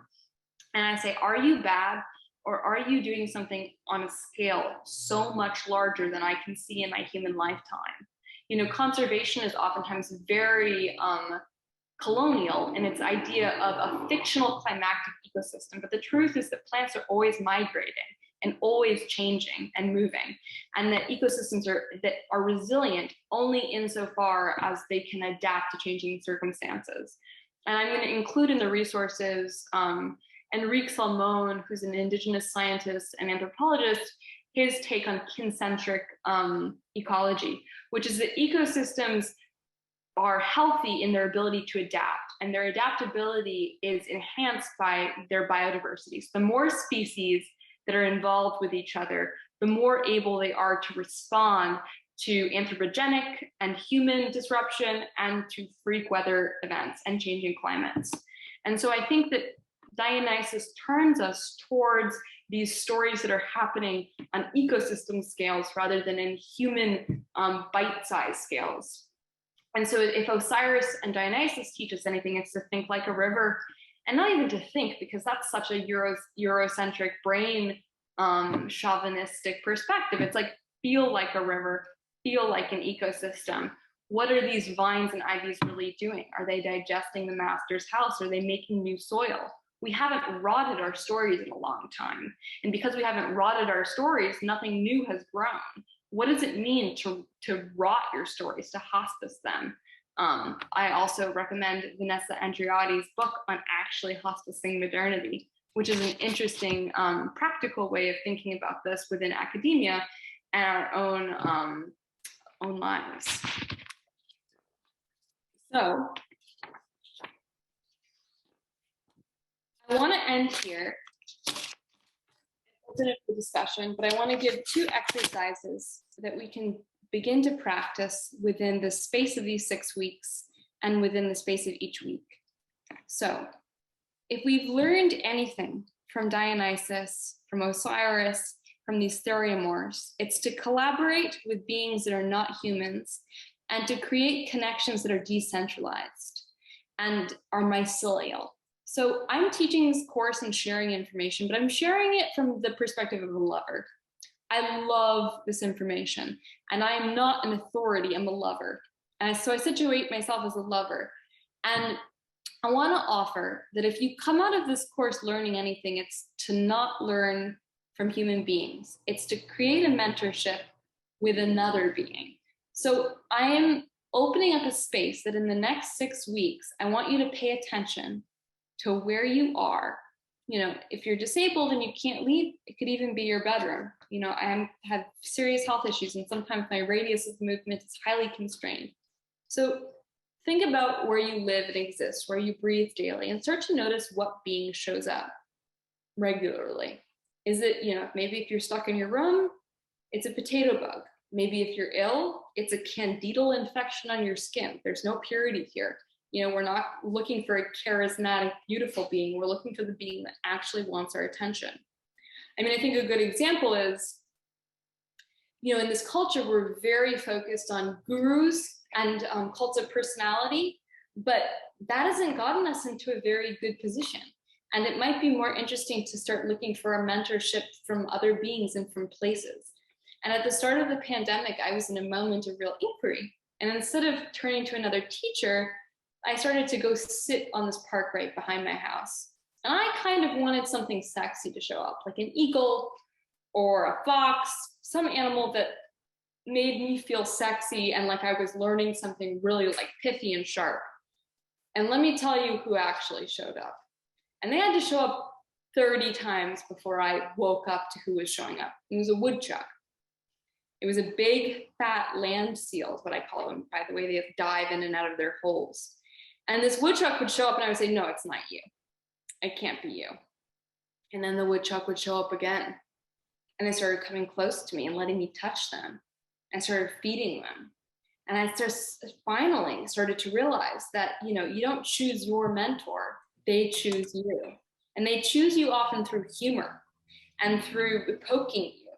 And you know, I mean, the really interesting moment happened when I was probably 2 months into beginning to research woodchucks, see if there was indigenous folklore, which there is. They're called grandmother woodchuck by the Mycelium people of where I live. And I was trying to understand what they were teaching me, mythically, practically, personally. And I was driving in a storm on a highway, and I saw against the guardrails a woodchuck trap that was not going to be able to get back either way across without getting hit.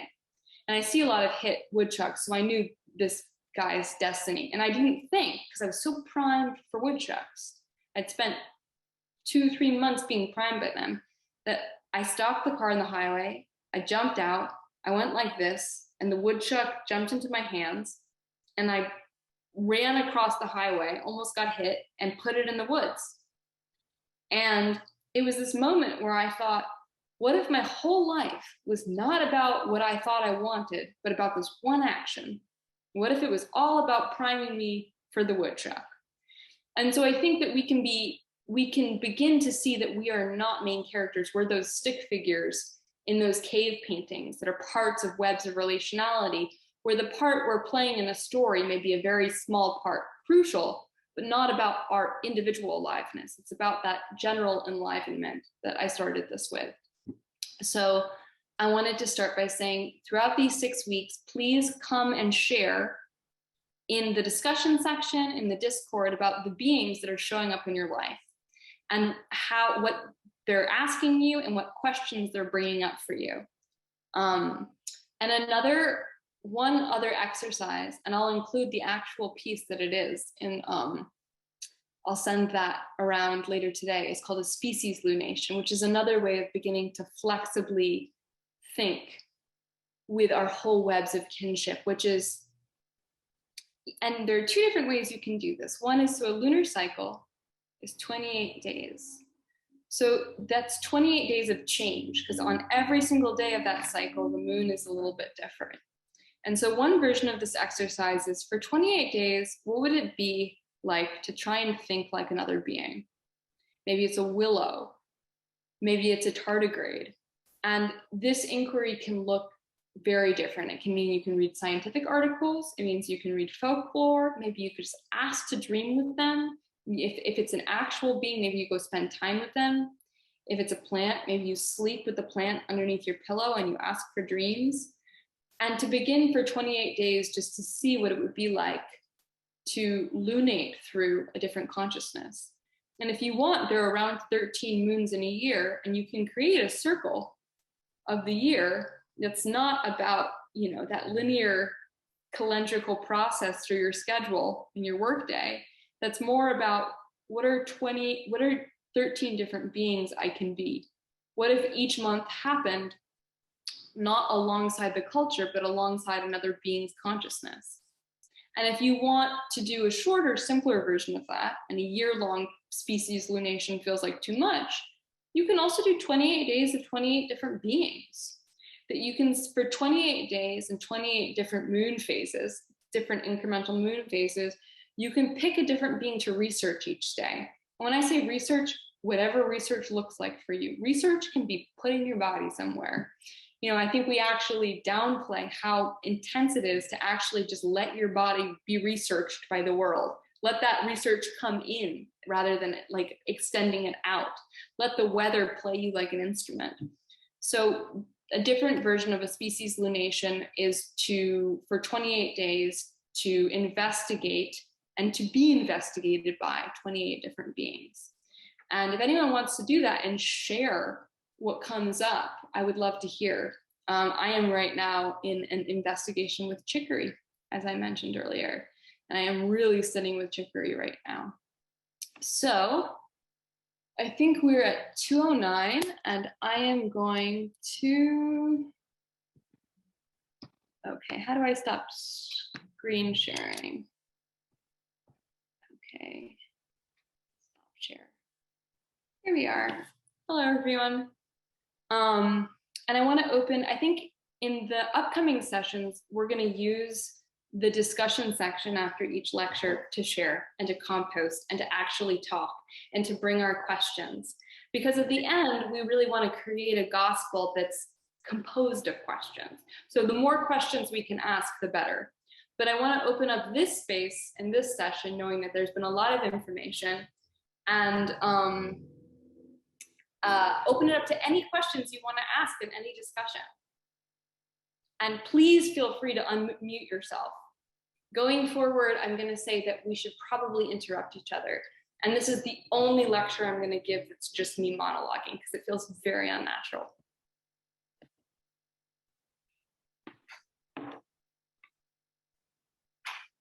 Thank you so much. I think we're all just, it's like a deluge in the chat. We're all jumping up and down in different ways. So Can we beautiful. Thank you. unspotlight me so the person speaking can take the screen? Is Yeah, that I'm possible? just trying. So I can see who's to take speaking? them. Is that Carol Hayes speaking? Oh, it was Crystal Palace. Crystal Palace, lovely, thank you. Cockroaches, yeah. I'm actually researching right now cockroaches. And so whoever is talking about cockroaches asked me for a crazy article. Hello. Hi, thank you so much. This talk was amazing, and I just wanted to just say verbally to point you towards just the deluge of how excited we all are, and how the sharing and contamination is really, it's bubbling in the chat. I'm really felt, I had some physical reactions to a few things that you said, and I know that other people did too. And that's always a sign of what I like to call network metaphysics for me. Like I know that some idea is connecting me to like the material interconnection. I have goosebumps just saying that. So thank you, Sophie. So much. So excited. Thank you for honoring me by coming here. I'm so nerdy, so being able to share this stuff just feels like a nerd heaven. Thank you. Thank you. Wow. I'm teaching for the first time in a few weeks, and I love the shift you made from authority to lover, because I'm teaching what I love, and that's what helped me so much. Gosh, yeah. And if I love something, I have to let it change on me too. Like I have to be wrong about it. Yeah. Yes. Ooh, invasive, someone brought the invasive Japanese knotweed is so interesting, especially because it remediates the soil. It's also responding to the Lyme disease that's coming in. Gosh. Don't measure love in time, measure love in transformation.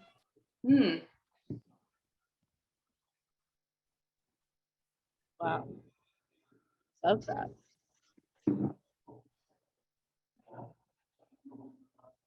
Hi, thank you so much for this class. This is Helen.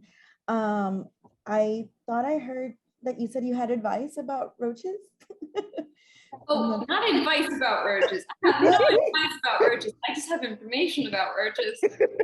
I'm really interested about how termites developed from cockroaches, and that, you know, cockroaches are not known as being very social, and termites are very social, and their whole being is about sociality. And so there's a big question scientifically about how that evolutionary jump happens. And so I've been reading this really interesting article, scientific study, talking about how it's bacteria that these cockroaches ate and integrated into their guts that became the sticky glue that created sociality and created this actual evolutionary jump. And I've been thinking about how interesting that is. It's actually really gross because the way they exchange this bacteria between each other, because they're not born with it, they need to give it to the other termites through this, I don't even know if I should say it here, it's like really raunchy, but young termites and older termites do this like butt fusion thing where it's like a fecal transplant. And they think actually that because it requires such close contact, it creates this real social cohesion, that this like fecal transplant early on in a termite's life like determines how social they are. Fascinating. So this is the kind of stuff I spend. This is like living rent-free in my head right now. Okay. Hi, Sophie. I'm going to jump in. I've been being very polite and raising my hand, but I don't know how to do any of this stuff. So I mean, I'm going to learn. All good. All good. Yeah, I am. Yeah, thank you so much. I've really enjoyed receiving this. Let's call it a psalm or a sonnet rather than a teaching. There's something that actually I picked up on, which is about, you spoke about the these kind of like more patriarchal violent tribes that come over from seems to be Central Asia. And I remember in Lane Redmond's book, When the Drummers Were Women, she speaks about those tribes being called, they're like the early Aryan tribes. Yeah, that's another word. Yeah, and in my own kind of research, and that research being kind of dream weaving and trance and also textual research, it strikes me that those men who were rising in such violence were counteracting the violence of the matriarchal cultures that they were coming out of, that there was a kind of pushing back of like, we don't want to give up our bodies for human sacrifice, we're tired of being second-rate citizens, and all the women and the priestesses are the ones who are holding all the space. And I wonder like about the mycelial layer there. I wonder what is that kind of ground of myth that sits under that, and perhaps you're like, I have no idea and I've never thought of that before, but maybe you have something to say, and I would love to hear it if you did. Well, I do think that the myth, I don't think there was ever true matriarchy. And I actually think if you look at these societies, like with the actual burial sites, they're much more partnership. It's like not one gender is highlighted. And I think that I'm very allergic to this new age attempt to locate this early priestess culture. And there are a lot of books, and I'll try to assemble and send this around, kind of deconstructing this new age interpretation of like sex priestesses. Like there was priestess culture for sure, but men and women were both priestesses. We start to see mass human sacrifice actually not around, the first mass human sacrifice we see is in Egypt, and it's contiguous with the first beer vats. And so I've been really interested in actually talking with my friend who's writing a book about fermentation, David Zilber, who is a master fermenter, about what it means that mass human sacrifices and fermentation seem to be braided together. So I'm much less interested in this idea of like matriarchal cultures or certain cultures being more violent, and more interested in the fungal story. Like sometimes I like to complexify and say, what if we're not living a human story? What if a very specific brand of yeast is thinking us? Like our behavior changes radically when we start creating beer. And for me, that's the most fascinating idea. And of course, there's no such thing as a monolithic fungal narrative. There are 37, how many million we have 37 million different types of fungi. So that's 37 million different types of fungal stories. But one of them associated with fermentation, or a couple of them, seem to have had a huge effect on how human beings relate to each other. So if we're thinking about how bacteria changed cockroaches' behavior and they totally shifted their entire social organization, how does fermentation shift human civilization? And so I don't ever want to demonize the Kurgan ports. They're called the Kurgan ports, they're called the Aryans. I think that what happens is humans are dislocated from their land. They start eating different plants. They take their philosophy and plant it in a different place, and unexpected things happen. So I don't ever want to create a villain. I think I want to create moral complexity, which is as people shift across landscapes, strange stuff happens. My scientist friend says that we are just DNA having an experiment with ourselves. Yeah, but the thing is, DNA is actually the most passive part of our human biology. This is a really interesting thing.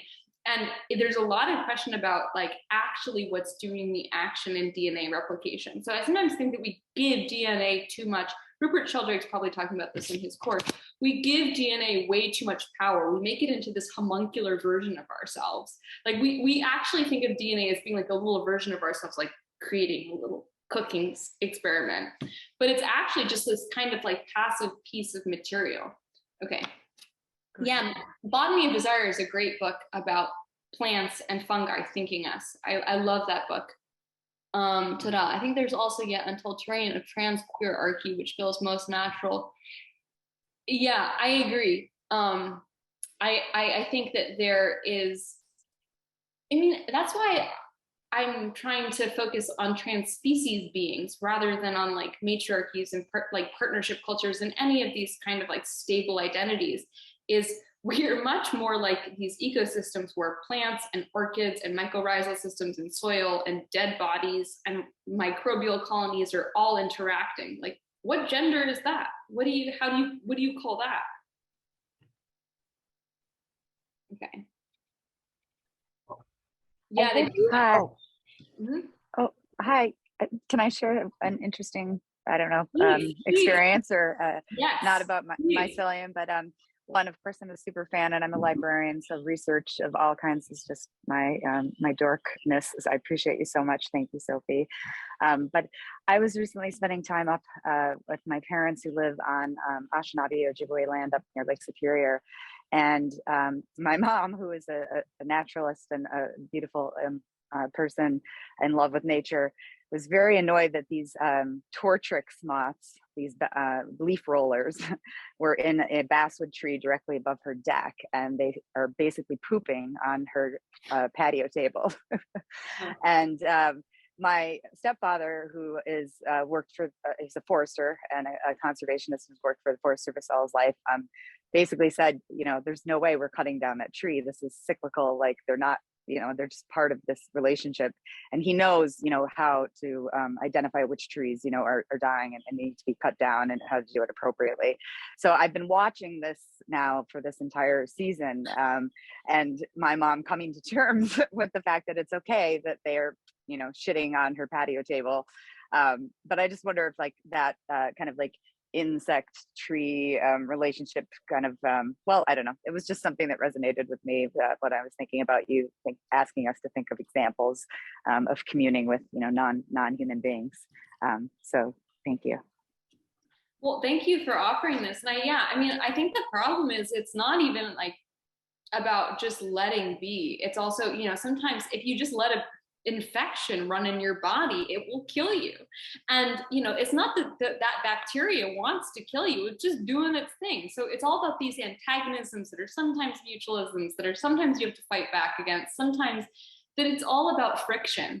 And I think storytelling is about friction. It's about the gradients between different opposing ideas and places and positionalities. And so sometimes the story happens when you push back and you're like, don't poop on my porch. So it's complicated. I mean, I had this intense experience where I did this prayer. So I'm a survivor, and I was doing a lot of somatic experiencing, and I was thinking like, I think I want to do a prayer to the people who did violence against me, because I can't actually get legal action against them, but I want to involve them in my healing. I want to say like, you have to involve yourselves in making me get through this and digest this.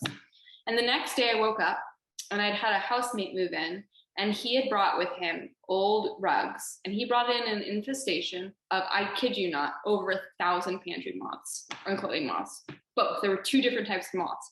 There were so many moths in my apartment. Like, I'm a little bit of a clean freak. I talk a lot about impurity, but like, I like things to be clean. And there were so many moths. And I like don't like to kill animals. And I was, every single moth I was killing, like suddenly I had to betray all of my moral ideas. Like, I had to kill them. And I realized, I was like, oh, I was praying to these people who did violence against me to involve themselves in my healing. And all of a sudden these moths showed up, and I had to kill them. And so it was like this incredible somatic release with killing all these moths. And so I never want to lean into a purity about nature and about the complexities of interspecies negotiations. Like, I killed thousands of moths, and it was really intense, and I came out of it and it was cathartic. So yeah, that's my offering to the bugs pooping. That's such a Thank great you. I love it. clarification. Oh, sorry. Whoever wants to talk, yeah, go for it. I wanted to, gosh, I mean, there's so many things I could say, but I really wanted to hear a little bit more about this phrase you use, syntactical vegetation, or vegetal syntax. I think it was syntactical vegetation. Do you remember that? About ivy and serpentine plants? I may have said that. I don't know. I always call us syntactical beings, that we are processes that are strung together with matter, and that we metabolically loop with each breath we take in. And so that we're not like words on an empty page, we're strung together into complex meaning. So I think, but syntactical vegetation belongs to you. You brought that into being. So please, run with it. Yeah. Thank you. I'm in grad school at an Ivy League that used to be plantation, and I'm obviously I'm a Black person and American, and it's really, my friends and I are really excited about the idea of ivy and how it's it's this Osiris myth vehicle I'm seeing. I'm so glad for the grammar of that.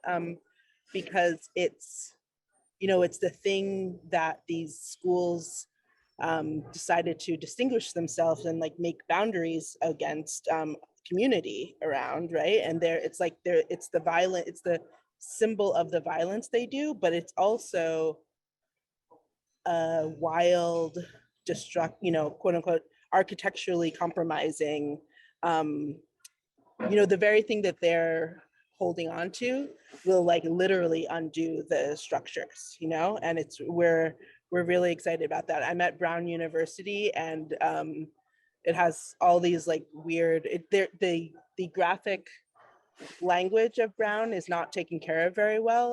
Like the logos are kind of awkward, but the most beautiful, elegant one is the athletic logo, which is a brown bee with ivy snaked through it. It's really, really exciting. I would love if you wrote about the whole idea of ivy as being this subversive, anti-patriarchal symbol digesting these Ivy League white institutions. Like that is it. Yes. I will for sure. Okay, great. I love that. Thank you. I'll share something about, let me see. Well, I'll try and share my camera, but I don't know if you'll be able to tell. So we had a bunch of storms over the past week or so, and there's this really beautiful poplar in my yard, and you can't really tell, but one of its like main branches at the very top fell during that storm. And so this is a tree that I have like talked to, like I've sat with it. I paint, I do a lot of painting and paint against it, and like it feels like part of my family, you know. And the branch that fell, if it had fallen on the house, like it was around the part where we sleep at night. And also there's a little tree right under it, and it sacrificed just enough of its branches to save both the tree under it and our house. And I don't think that's a coincidence, because I just feel like it's not. And when you consider how trees communicate underground and, you know, even psychically and all that kind of stuff. So that just happened this week, but that is a relationship that I have tried to like engage with, you know. And I think a lot about, I don't know, how we assume that like if they can't speak, they can't hear us. And I don't think that that is an accurate assumption for nature. And in fact, nature can often see and hear things that we cannot as humans, like with our senses. So yeah, talk to your trees.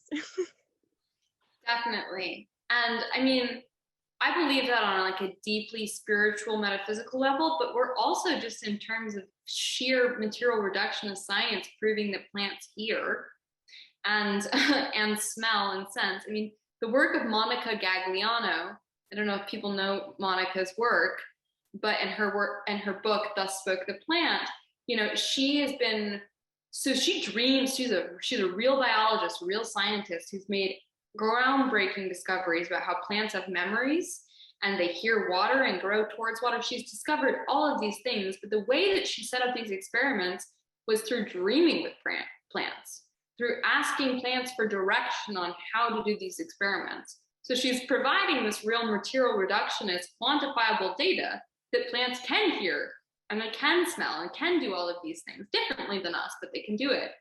But the way that she's learning where to look and how to ask questions, the science is a way of asking questions. It's not theology, it's an interrogative mode, it's a tool. Is she's employing dreaming and loving and relationality. So I really recommend her book, Thus Spoke the Plant, because I think that's a book that's really speaking to what you're talking about.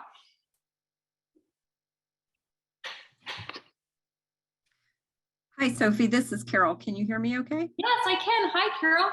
Hi. All right, let me see if I can put you up there. Great. Here you are. Oh, you don't have to spotlight me. No worries. In this vein of communicating with plants, it's been going the other way for me. And I appreciate Danica's talking about her trees and her relationship and building relationship. A couple of years ago, some of the native flowering plants along my lane began to reach out to me. And it started kind of psychically. And then eventually they started singing in a way that I could hear them.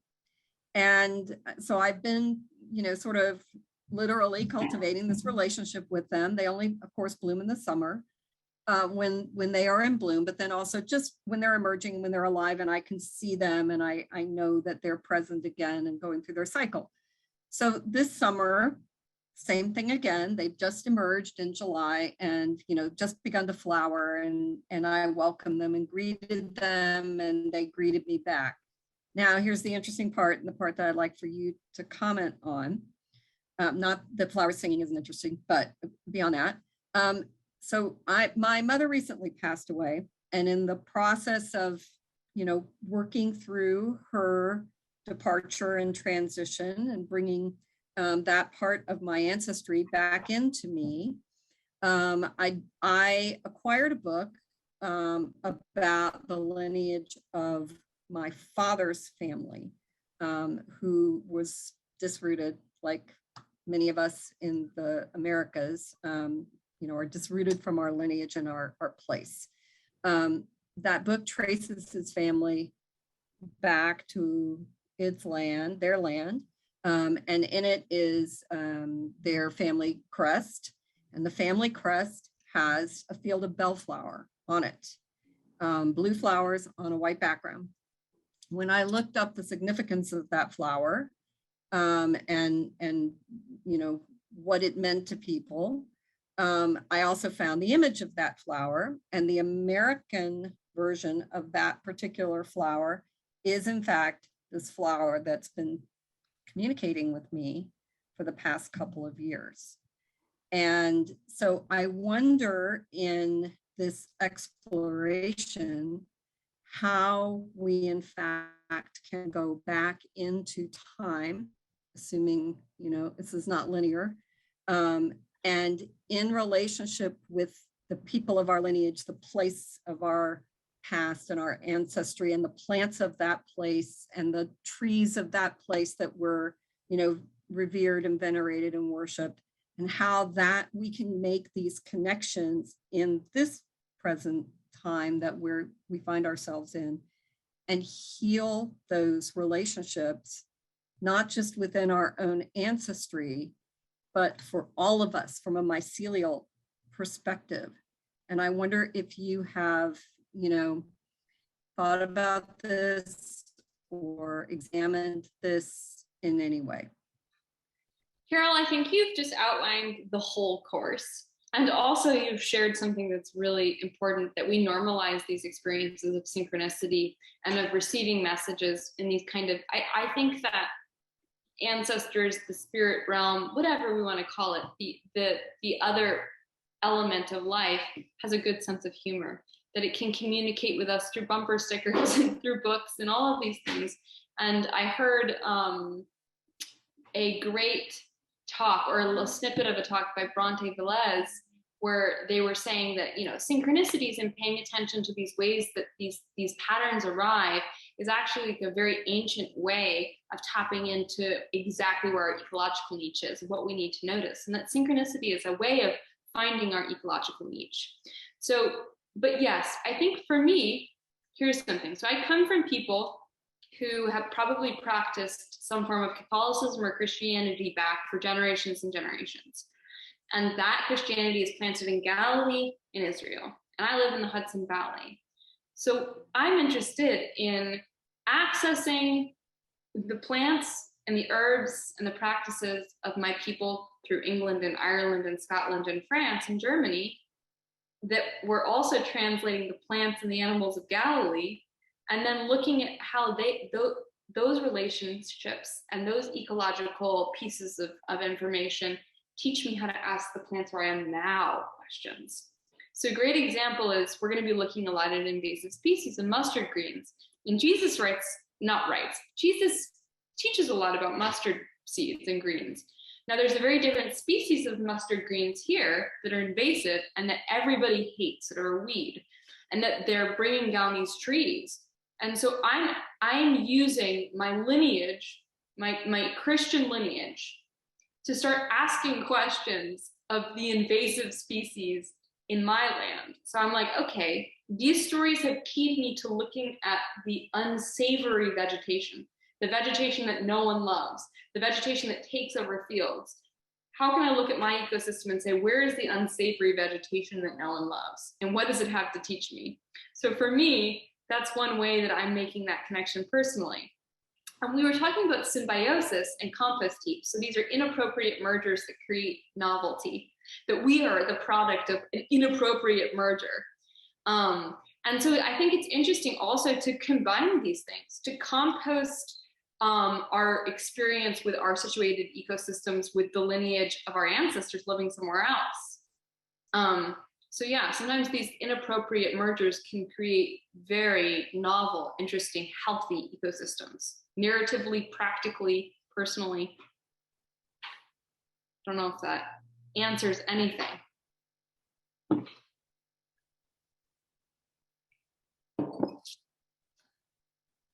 Yeah. Hello. Hi. Hi, Sophie. Hi. Hello. Hello. My name is Lorenzo. I'm from Bolivia in South America, and I really like your course. And listening to people right now, that idea of being in tune with the surrounding life and the beings outside, it's something that people here have a lot already ingrained in their everyday life. I guess because of the void between colonialism, cultures, and ideas, and what was disintegrated when they got here. And I was wondering, talking about that, if the course will talk about, I guess in a way, yeah, colonialism, but it's interesting how, again, the same myths or the same myths that came from Europe were replaced here. One example is, of course, the Virgin Mary replacing the Mother Earth got here. But not also that. The interesting thing is how you have all these paintings of the angels, the Baroque angels of the 16th, 17th century. And you see these angels and they don't seem scary at all, as warriors either, because they're warriors too, but they're very feminine and like travesti almost in the paintings. And it's always been the case, I guess, I guess it was a spiritual conquest that was happening with those images, with those paintings. And it was kind of a trick, I guess, not to seem evil and have the dual side to them, the masculine, the feminine. And yeah, and at the end, those angels were able to replace other gods that were here, so I don't know if we'll talk about that, but I always found that interesting looking at the paintings, how such a vicious conquest, such destruction, but represented through these dual beings, Yeah. Exactly. I mean, I think a whole course could be taught on the syncretism that happens, the violent syncretism that happens in South America. And we are looking at Second Temple period Galilee. We are zoning in. But I think that if you look at what happened when the Greeks came in and exterminated all of the Minoan culture, and then you also look at what happens when the Romans go in and genocidally kill all the Jews, we can see a similar thing, which is how do we take your culture, take its symbols, and then use it to destroy you? Which is real, you take Jesus as a Jew and then you use him as the figurehead to kill the Jews. Yeah. And that's one interesting thing. So I was very fascinated. My parents are scholars of the pagan roots of goddess culture and how there are all these stowaways from older traditions in South America and in Europe that get put into Catholicism like stowaways. So I grew up around a lot of these conversations. And one of the interesting things for me is even though the indigenous population in South America is like 90% of people die an absolute, like an extinction event, like a level of violence hard to even hold in our bodies. Like how do myths travel through that bottleneck? Even though that happens, they still reflux their mythology so powerfully into Catholicism that it becomes something else, which I think is fascinating. Is like Tonantzin is Guadalupe. Guadalupe isn't even the Virgin Mary. She's like the reflux of the ancient Tonantzin. And it's like, how do these myths fight back? How do they grapple with the cultures that are attempting to exterminate them? So we're going to be looking at that within Second Temple period Palestine. But if you want to do your own course on how this has happened in your culture, it needs to be done. Yeah, definitely. I can see it a lot because I work a lot in the countryside, you know, and the way they interact with the environment and their own emotions, looking at other beings outside, is very organic, you know, very natural the way it happens. In the city, way less. And also, I mean, realizing, I think that oblivion is always fertile soil for new myths, maybe in a way, for new histories to happen, you know. I don't know, because I can see a lot of not of new myths at the end of the day, you know, but new identities coming in South America or in Bolivia at least. And it's because there's oblivion, because there is no memory in a way. But yeah, I mean, I think a lot about, so I live in a landscape where the Mycelium people were radically exterminated and there are no histories to document it. Like really, like the Dutch and the French were careful. They killed everyone and then they exterminated the histories of how they did it. So I live on land where there's blood in the land, there's violence here haunting my feet, but I don't have access to those stories. I mean, the Mycelium still exists and they're still alive, but there was this bottleneck event where the actual information about the genocides and what happened is gone pretty much. Like you can kind of string together, I've managed to string together some documents and it's like the worst things I've ever read. Babies being killed in front of their mothers. I mean, and most of it's gone. And I live in a landscape where that oblivion is all there is. There's that divide between me and this mute, voiceless pain. And sometimes I think there's a woman who walks through my neighborhood late at night who's very mad. And I use like mad in the old term. Like she's become a voice for that undigested energy. She screams, she howls all night. And sometimes I think she's become the instrument for this voice of these histories that have been erased. Like she is the person who goes around at night and reminds us that we are not digesting this. So yeah, that's something I'm thinking about in my own hometown, which is like, where does this go? Maybe it's written in the bodies, somaticized generation to generation. But yeah, cool. Thank you. Thank you so much, Lorenzo.